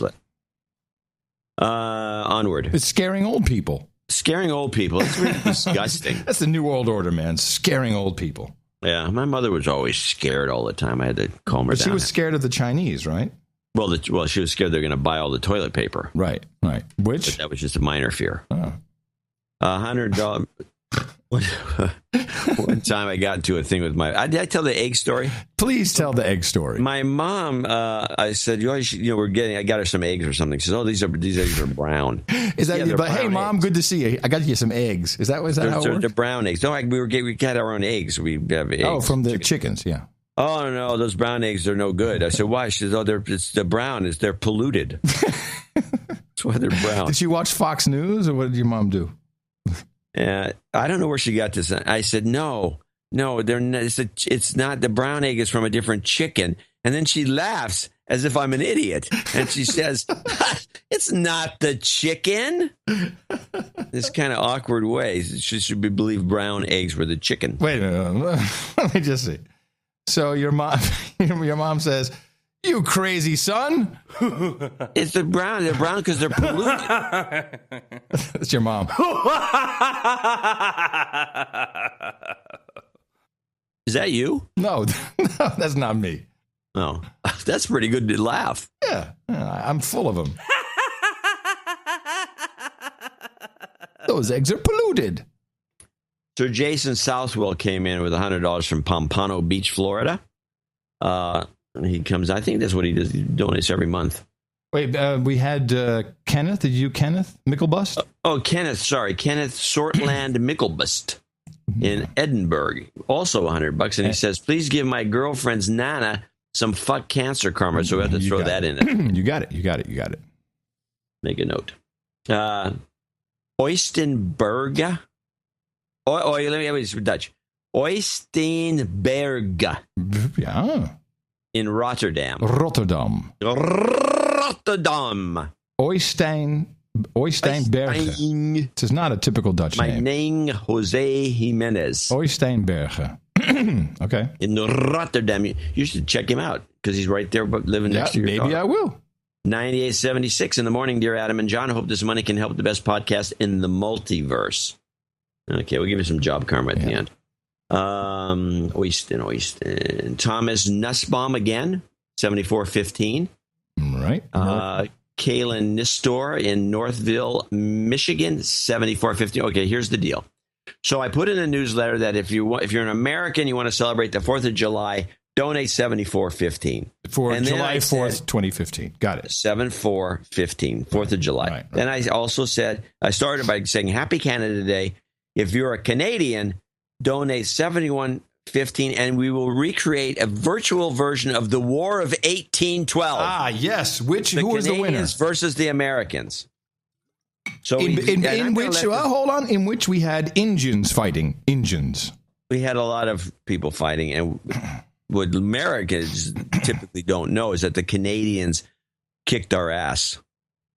And that was and no one wants to talk about it, except in Canada. All right, so let's see how we do in this epic recreation of the 1812 battle. I give points to Canada because they have probably 1/3 the number of listeners that we have in Canada than we have in the United States.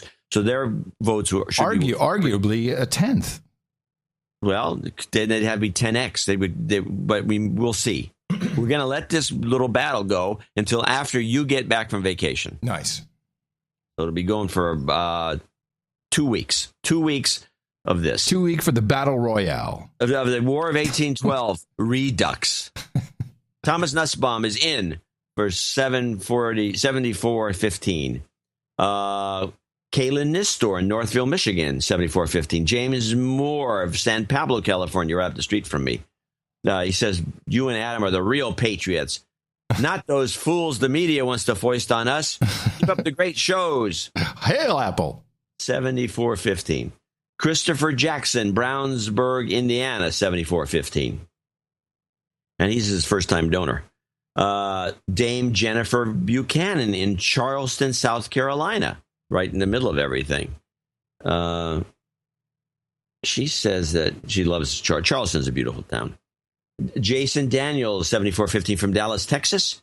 And now Nikki in Ajax, Ontario, came in with 73.40, which has got nothing to do with anything. But she did make a note, and I thought I'd play this. She's hooked on the show. She's a first-time donor. She needs a de-douching. And I think we should give it to her because her husband hit her in the mouth, and we have another female listener. Yeah, send pictures.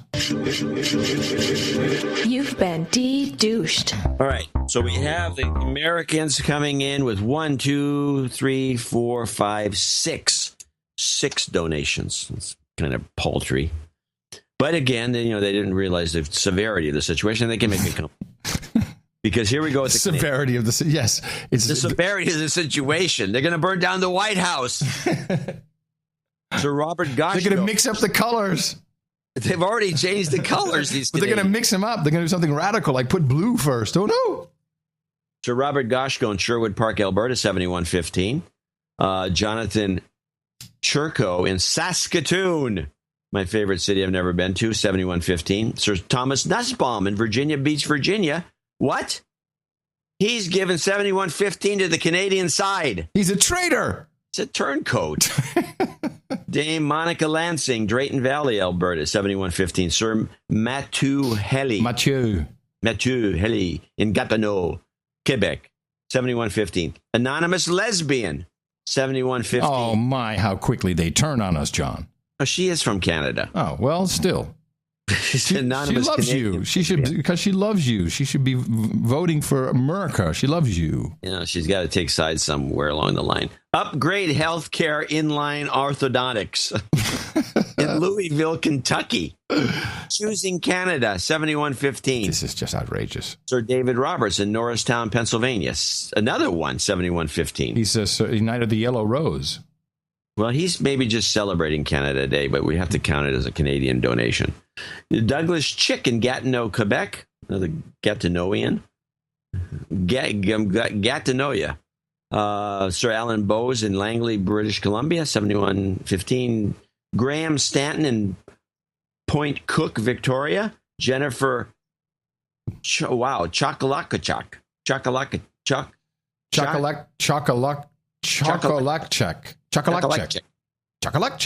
And she gets 71.15 from Calgary, and she says, this idea was just too good. And finally, Prescott Johnson in East Mountain, Nova Scotia, 71.15. Let's take a total up the Canadians. Okay, we have 6 for the United States of America, ladies and gentlemen. 6 in total. And now we go to our tote board. 4, 5. Our tote 6, board. 7, 8. John's at the tote board. 9, 10, 11, 12, 13. Woo! 13-6 is the score. And if we have a multiplier in there, it would be 30-6. Are we going to put the multiplier in? No, we don't need to. The Canadians don't need it. I'm celebrating for the Canadians. Very good, Canada. We'll do it with the multiplier at the end of the score. Okay. Ellen Murray in Missoula, Montana, 6969. She listens while working. She's one of those that listens while working. Sir Daniel Hunter in Mountain Ranch, California, double nickels on the dime. Nicholas Bexrud in Portland, Oregon, 5510. Josh McDonald, also 5510, parts unknown. And the rest of these are all, Eric Hokel in Berlin, Deutschland, 52. Now, the rest of these are all $50, starting with Jason Fortune in Geneva, Illinois, David Duval in Malta, New York, Gerald Inabene in Union, South Carolina. Inabene. Peter Totes, parts unknown. We know where he is. I don't know, remember. Ross Turpin in Troy, Kansas. Peter Norwood in Morrisville, North Carolina. Bryn Evans in Berwick, Victoria, Australia. And finally, Shad Rich and from Abendigo, $50. And Sir Paul of Horseheads. And I do have a note from him of some sort. Mm-hmm. What does he say? It was worth noting. I just got back from dinner. The guy at the next table ordered mac and cheese. Which reminded me that he said, then he puts no agenda show. The young woman on the other side was an uptalker. Oh, no. And he said, that another no agenda. So he's just sitting around, just stewing in his own juices, thanks to our memes.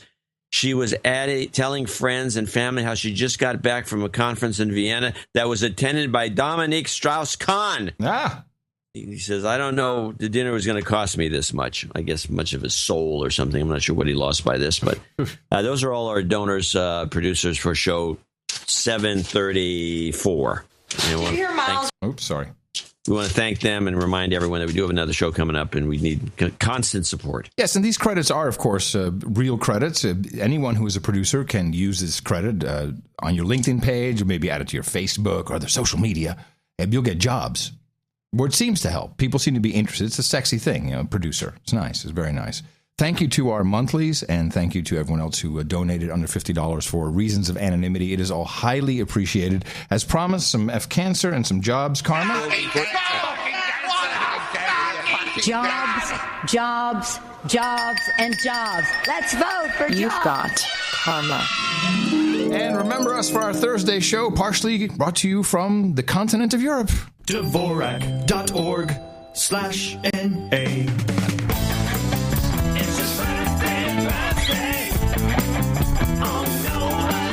So Mark True celebrates tomorrow. He'll be turning 42 years old. Sir Gadget Virtuoso says happy birthday to his son Gabriel, turned 12 on June 27th. And Peter Norwood says happy birthday to Sir Christopher Heffley. And we say happy birthday to all of you from Uncle John and Adam here, the best podcast in the universe. It's your birthday, yeah. And then we have IntelliArmor, LLC, who I presume still make these great screen protectors. And we're going to knight the entire corporation, which is probably one person, but do you have you need the big sword? Yeah, here it comes. Nice. Got it. IntelliArmor LLC, step forward. Sirs, dames, whoever's a part of it. Thank you very much for your contributions to the best podcasting universe, the amount of $1,000 or more. Very proud to pronounce KD, Sir IntelliArmor LLC. For you, we have Hookers and Blow, Rent Boys and Chardonnay, Bad Science and Perky Breasts, Puppies and Taylor's Vintage Port, Malted Barley and Hops, Porn Stars and Pot, Girlfriend Experience and Good Bourbon, Ass Cream with Bear Fillings, Cabinets and Cabernet, Rubenesque Women and Rosé, and of course, everyone's favorite Mutton and Mead. Head on over to noagendanation.com/rings. Get your information in there, and we'll get it out to you, I believe, as soon as the custom branded sealing wax has arrived. I have a note that I don't know if I've read, but I'm going to read it again, or not read it again, because I never read it, or haven't read it out loud in the first place. This is a $133 write-in note. Mm-hmm. This is from John Stevens in Laguna Woods. We talked about Laguna Woods, and he donated last show. And Laguna Woods, I was mentioning because it's part of the Laguna cities area. There's a bunch of lagunas, Laguna Beach being the most expensive. But I don't remember reading that he's been a douchebag for a while, and he realized that the reason for the success of his 61-year marriage, this guy's how old been is he? married for a while, was his wife was born in 1933. She always says, quote, she and Hitler. That's the full quote? Yeah. Is that kind of but like Hitler wasn't born in 1933? Yeah, I think he was. Oh, that means no. 40 is 7 years old. He was a teenager. No, that wouldn't make any sense. No, that wouldn't make any sense. So I was baffled by this note. But something about Hitler. This is always good for the show. He was born on the 20th of April, 1889. 1889. It's not even close. She and Hitler. You maybe want to inform your wife that she's been misled. She's been duped a number of years. She's been duped, I tell you. A couple of articles that I've had kind of in the back of my my system here, which will be in the show notes, of course, at 734.noagendanotes.com. Just when we thought peak oil was over. Yep. The International Energy Statistics data has been updated through February of 2015 by the EIA, and all data in the charts show that we are nearing the peak. We're just about at the peak. And this was like a Yahoo News report. So someone's pushing the chart. Somebody didn't get the memo about this. It's not working. This peak oil thing just doesn't work. Hey, buddy. Yeah. Tap, tap, tap. Are you familiar with the Pacific Northwest National Laboratory? The Pacific Northwest National Laboratory? Yeah, PNNL. I haven't been to it. But are you familiar with what they do? I don't know. They create a lot of pro-climate change, man-made climate change documentation and studies. And oh, cool. It's a laboratory. And we have someone on the inside. Anonymous, and I'm not going to mention Anonymous's position within the PNNL. No, you shouldn't. Can't do that. However, I will read the email from Anonymous. I think there was a follow-up that came in today as well. Yes, okay. As a dweller in the Pacific Northwest myself, I think I should have gotten this email. You have the Martha Stewart joke, so be happy with that. I wanted to share something. On my first day at the Pacific Northwest National Laboratory, the chief operating officer of the lab talked to me and some other people as part of our orientation. He said something that I think needs to be shared. He said, I'm not going to tell you that global warming is real or that climate change is real. He went on to tell us that a lot of climate research goes on at the lab, but I thought it was pretty significant that one of the top scientists at the top climate research lab would admit this up front. Normally, I just put this out on social media and YouTube, but the lab has a policy about making political statements while identifying as someone who works at PNNL. I don't want to lose this job before I even get started. I figured you guys might find it interesting. Yes, I find this highly interesting. They're lying. And here he sent me an email from the... they're on the tit. They have to suck it. It means they got to say certain things or they... thing dries up on him. Well, he also, our insider, our anonymous PNNL insider, has said there's a new term that I think might amuse you that I'm seeing everywhere. You're going to write this one down, John. Ready? Could be a show title. No, it's way too... No, it cannot be a show title. Not going to happen. Global climate change caused by anthropogenic drivers of emission scenarios. Wow, that's not going to catch on. But let me write it down again. Global climate change. Climate change caused by global warming. No, caused by anthropogenic drivers of emission scenarios. Anthropogenic drivers. Yeah, so that would be man-made drivers, which could be anything. Drivers, yeah, but it doesn't mean car drivers. It means the things pushing. Pushing, yes. Pushing, yeah. Of emission scenarios. So I guess it's the drivers, things that are man-made things that are pushing emission scenarios. A scenario is not a fact or a scientific repeatable experiment. A scenario it's just a sketch, isn't it? It's just an outline. Yeah, it's a scene. It's a scene. It's a scene, yeah. It's an outline of something that might be. Wow, that's pretty complex. That's interesting. I'll look into that. So let me put it into the Google. Oh, see what pops it comes back with probably you're going to find the Oak Ridge National Laboratory. And this is good. This will have to type in. Okay, well, you can take the next 10 minutes and talk about something like type this in. No, that's okay. That's okay. I just thought it was nice that we have an insider. We have there is another cool website, and I do want people to look at that. Wait, I'm still typing. No. I have to type over the microphone, which makes it difficult. I thought you told me to do something for myself. Yeah, but you told me to type something else in. Okay, all right. There's a link in the show notes to populartechnology.net, which has an entire library categorized by just almost any topic you can imagine on climate change. And this library includes 1,350 peer-reviewed papers supporting skeptic arguments against man-made climate change, man-made global warming. And these are good. And they have them organized by region. They have them organized by Antarctica, Arctic, climate-sensitive clouds, coral reefs.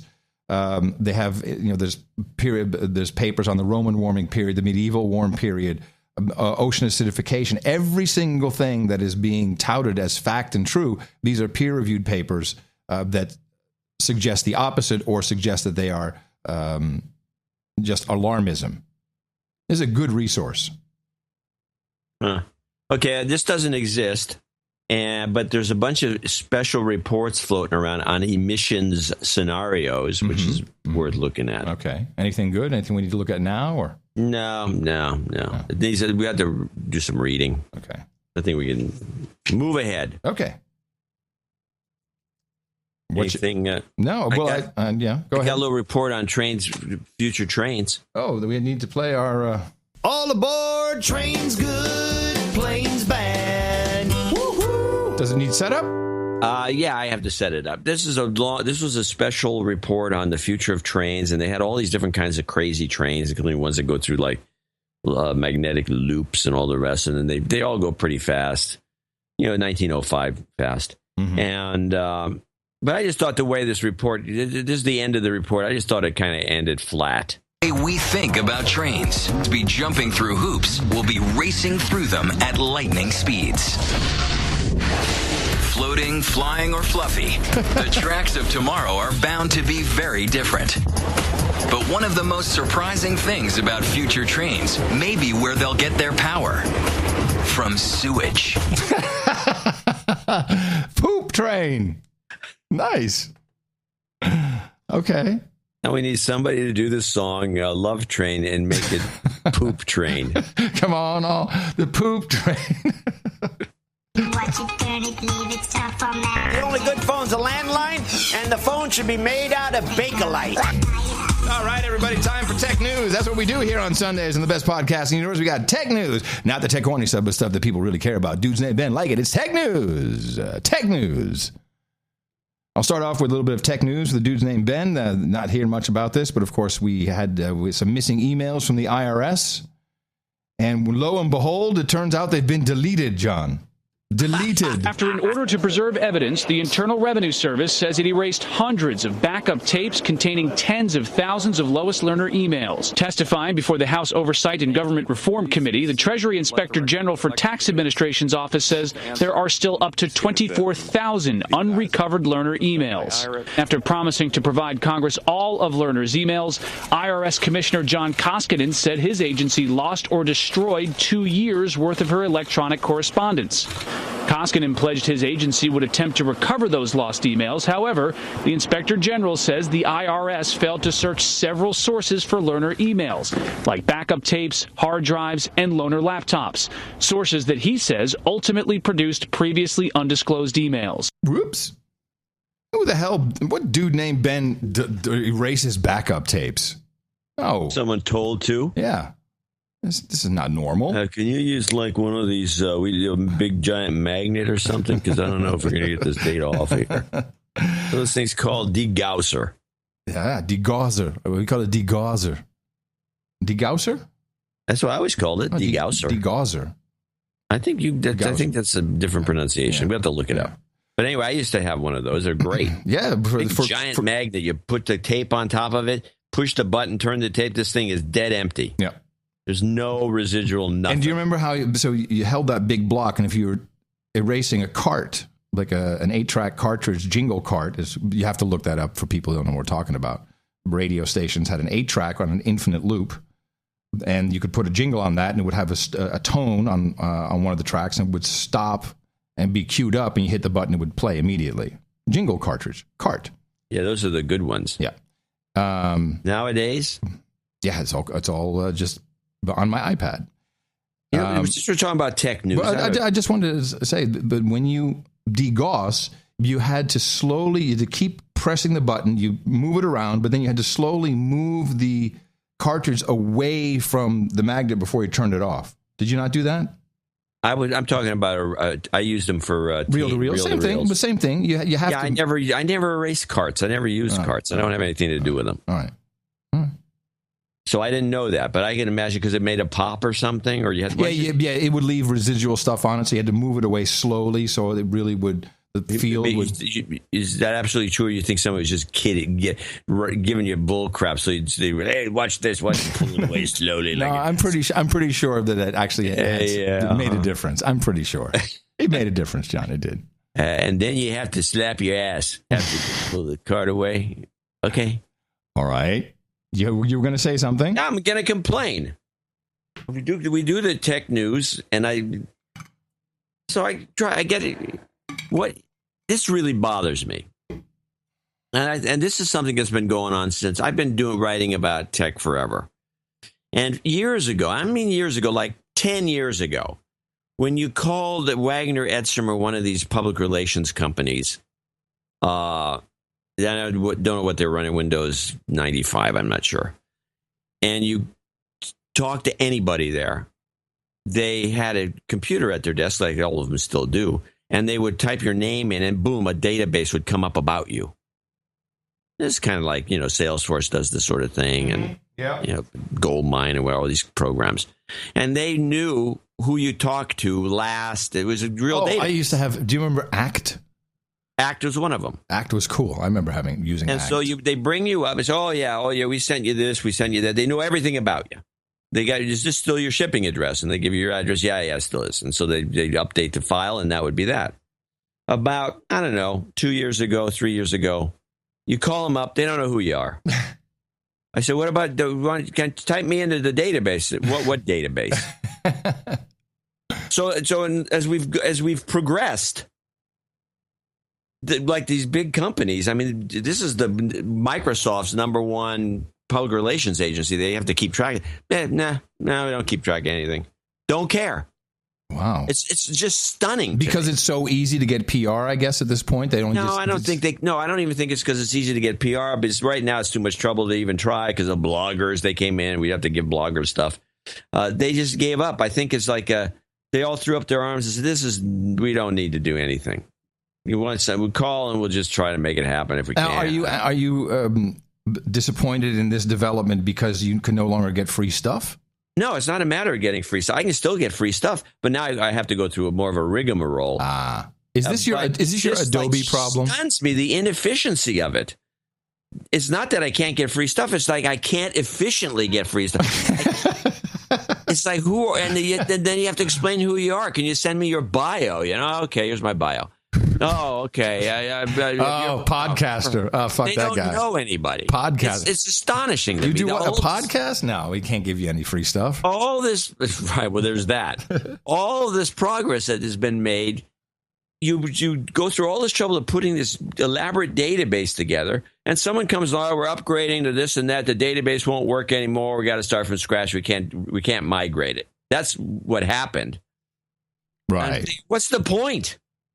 What is the point of any of this crap if that's the end result? Oh, we can't migrate it. The database is no good anymore. We got to upgrade.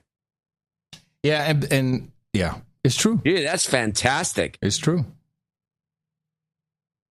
There are companies now that have taken over this. I know from the nonprofit sector, there's companies that give you everything, your newsletter and your donor database.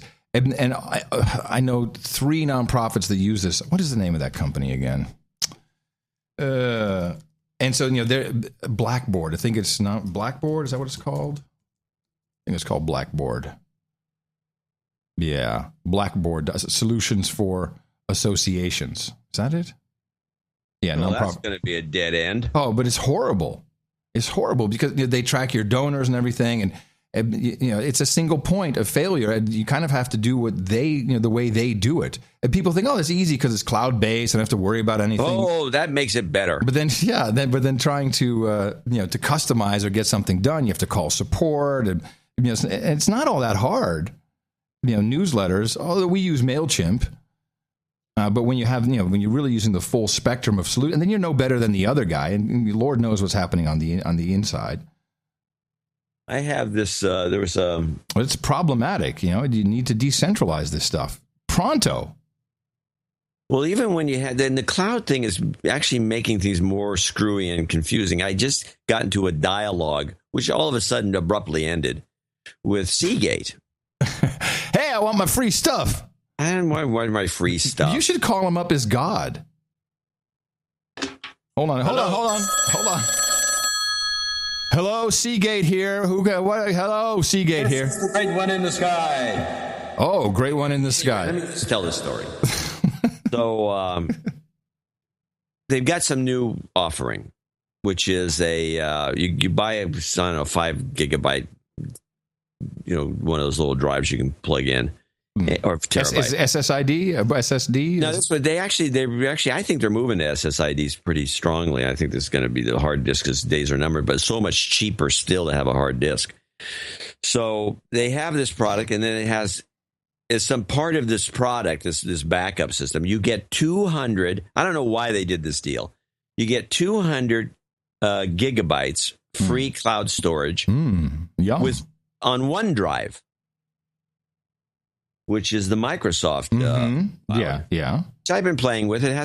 It has issues. It has a 20,000 file limit, so you get to about 80 gigabytes and you're done. Where's my terabyte? I don't get my terabyte. Oh, files. Interesting. Yeah, it's a little gotcha that they don't talk about. Nobody in these tech horny about phones. They never mention this. No. So they're going to fix that, though. Okay, they're going to fix it. So my question with Seagate was, okay, I have a terabyte supposedly on OneDrive already because I use the Office 365. And will this combine with that? Will I now have a terabyte point 1.2? And I'll get back to you. So the guy gets back to me. Yeah, it's all a part of the same. Okay. So now I've just grown my terabyte to 1.2 because of this disk drive. Then I asked the question, okay, now let's say I got sick of using Microsoft Office 365, and I'm going to reclaim my data, but you're still going to have the 200 on there, but I have to take the terabyte off somehow, which I can put on the backup drive or whatever. Don't worry, we'll just delete your account. So my question was, what part of this entire mess of backups I have in the cloud end up staying with the 200 gigs? Which is like which part of the 1.2 stays? Yes. Logical question. Mm-hmm. Yeah, I haven't heard back. No, I didn't think so. They're not answering this question. That's my tech news for the day. More frustration. Well, I just wanted to mention a new product, which I like very much, called Surge. And this is for the dude's name, Ben, surge.sh. I really like what has happened here. You install it command line. It's what is it? I guess it's maybe it's just it's a JSON thing, right? So you have to have that installed, but that's pretty standard these days.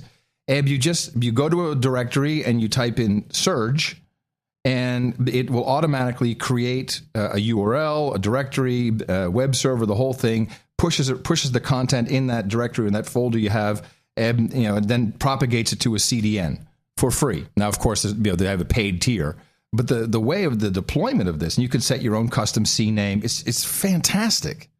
So I just wanted to mention that as a product, as an endorsement from a show that takes no money for endorsements. What does it? What was the point of it? Well, the point is very rapid deployment of static website or anything you need. It's almost like an Amazon bucket in a way, except you're getting the CDN and you have a free tier, which is quite liberal. And it's command line.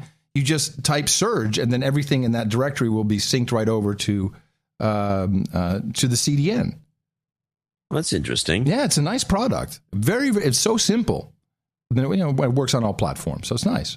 Then the ITA, was it the ITA? Well, the ICANN.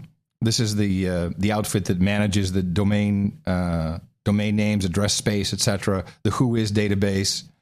So we've been following this for a long time about how this would become an international endeavor, and it would no longer be who's the douchebag who was running ICANN with living high on the horse from this nonprofit. High on the horse. Yeah. Yes. Go on. Yeah. So it looks like the ICANN, when it's transitioned to whatever this new entity will be, will no longer allow private Whois data. What does that mean? That means you can no longer register a domain name through a third party, which keeps your identity no anonymizers. secret. No anonymizers, yeah. Well, that's a plus. The Whois data will be completely exposed, and it has to be non-obfuscated for the true owner. For us, it's great, I think. Yeah, I think it is. It'll be more of a trail, yeah. And then I was ridiculed several years ago. You've always been ridiculed. That's what happens. Could you put that on my plaque when I'm dead? He was always ridiculed. Okay, thanks. Google downloaded or automatically updated all versions of Chrome with a listening piece of code, which they did outside of the open source release of Chromium, and it is enabled by default for audio capture. And they say, we needed this for OK Google. If you say, OK Google. Yeah. And so this is now enabled by the microphone, enabled by default, audio capture allowed by default. I always said, you watch it, these guys are going to be listening. They're putting code in. Why wouldn't they? Well, the way you see this lousy mac and cheese. I'm not buying this brand anymore. What do you think we should get, honey? I don't know. No. It's if you have a dog barking in your house, then you get ads for dog food. That's about the level they've got. I don't think they have the voice processing down. Yeah, no. And then finally, I want to remind everybody to be prepared, be on the lookout, fill up your bathtubs, put some cash in the refrigerator, in the freezer. June 30th, the mini Y2K, known as the leap second of doom. This is going to be a bigger dud than the other one. Would it be funny if it wasn't a dud? If something really screwed up? It would be hilarious. It would be great if Google screwed up and Gmail imploded. I think that would be nice for a change. Squirrel mail, bet you stays up.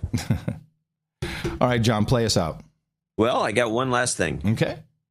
I just thought this was an appropriate story. I think it makes nothing but sense.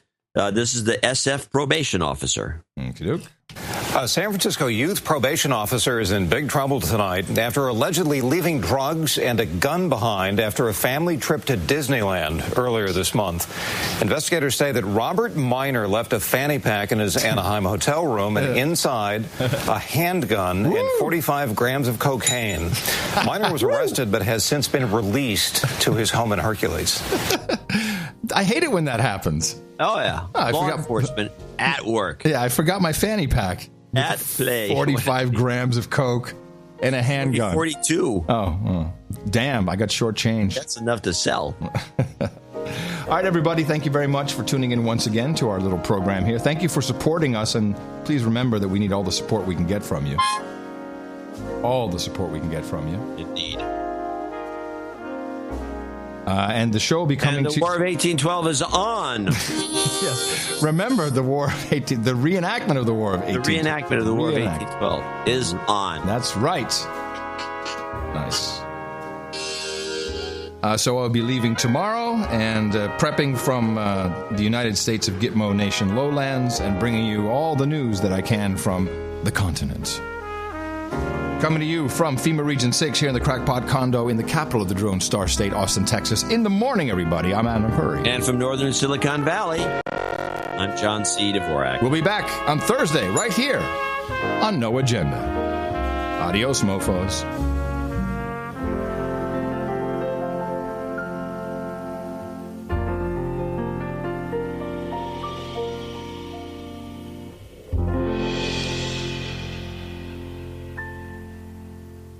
What we need right now is a clear message to the people of this country.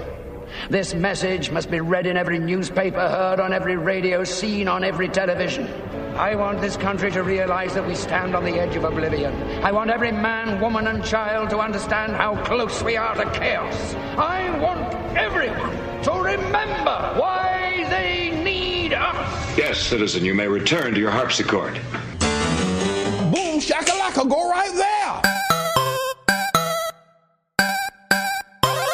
While I'm driving off laughing, this is what I'll say. Fuck the EU. Fuck the EU. Fuck the EU. Fuck the EU. No, exactly. Fuck the EU. ISIS uses social media like a job fair. We are killing them. We're very good at that. Good at that. Troubled souls come to the caliphate. Read your tweets, your emails, listen to your phone calls. NSA is looking out for you. Shut up! Get in line! Really fast. Everyone cried, run, run, run, run, run. And also the security, they all called us to run. Go into your rooms, run away. No.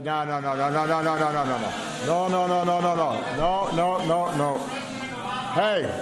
The best podcast in the universe. Dvorak.org/NA. Amen. Fist bump.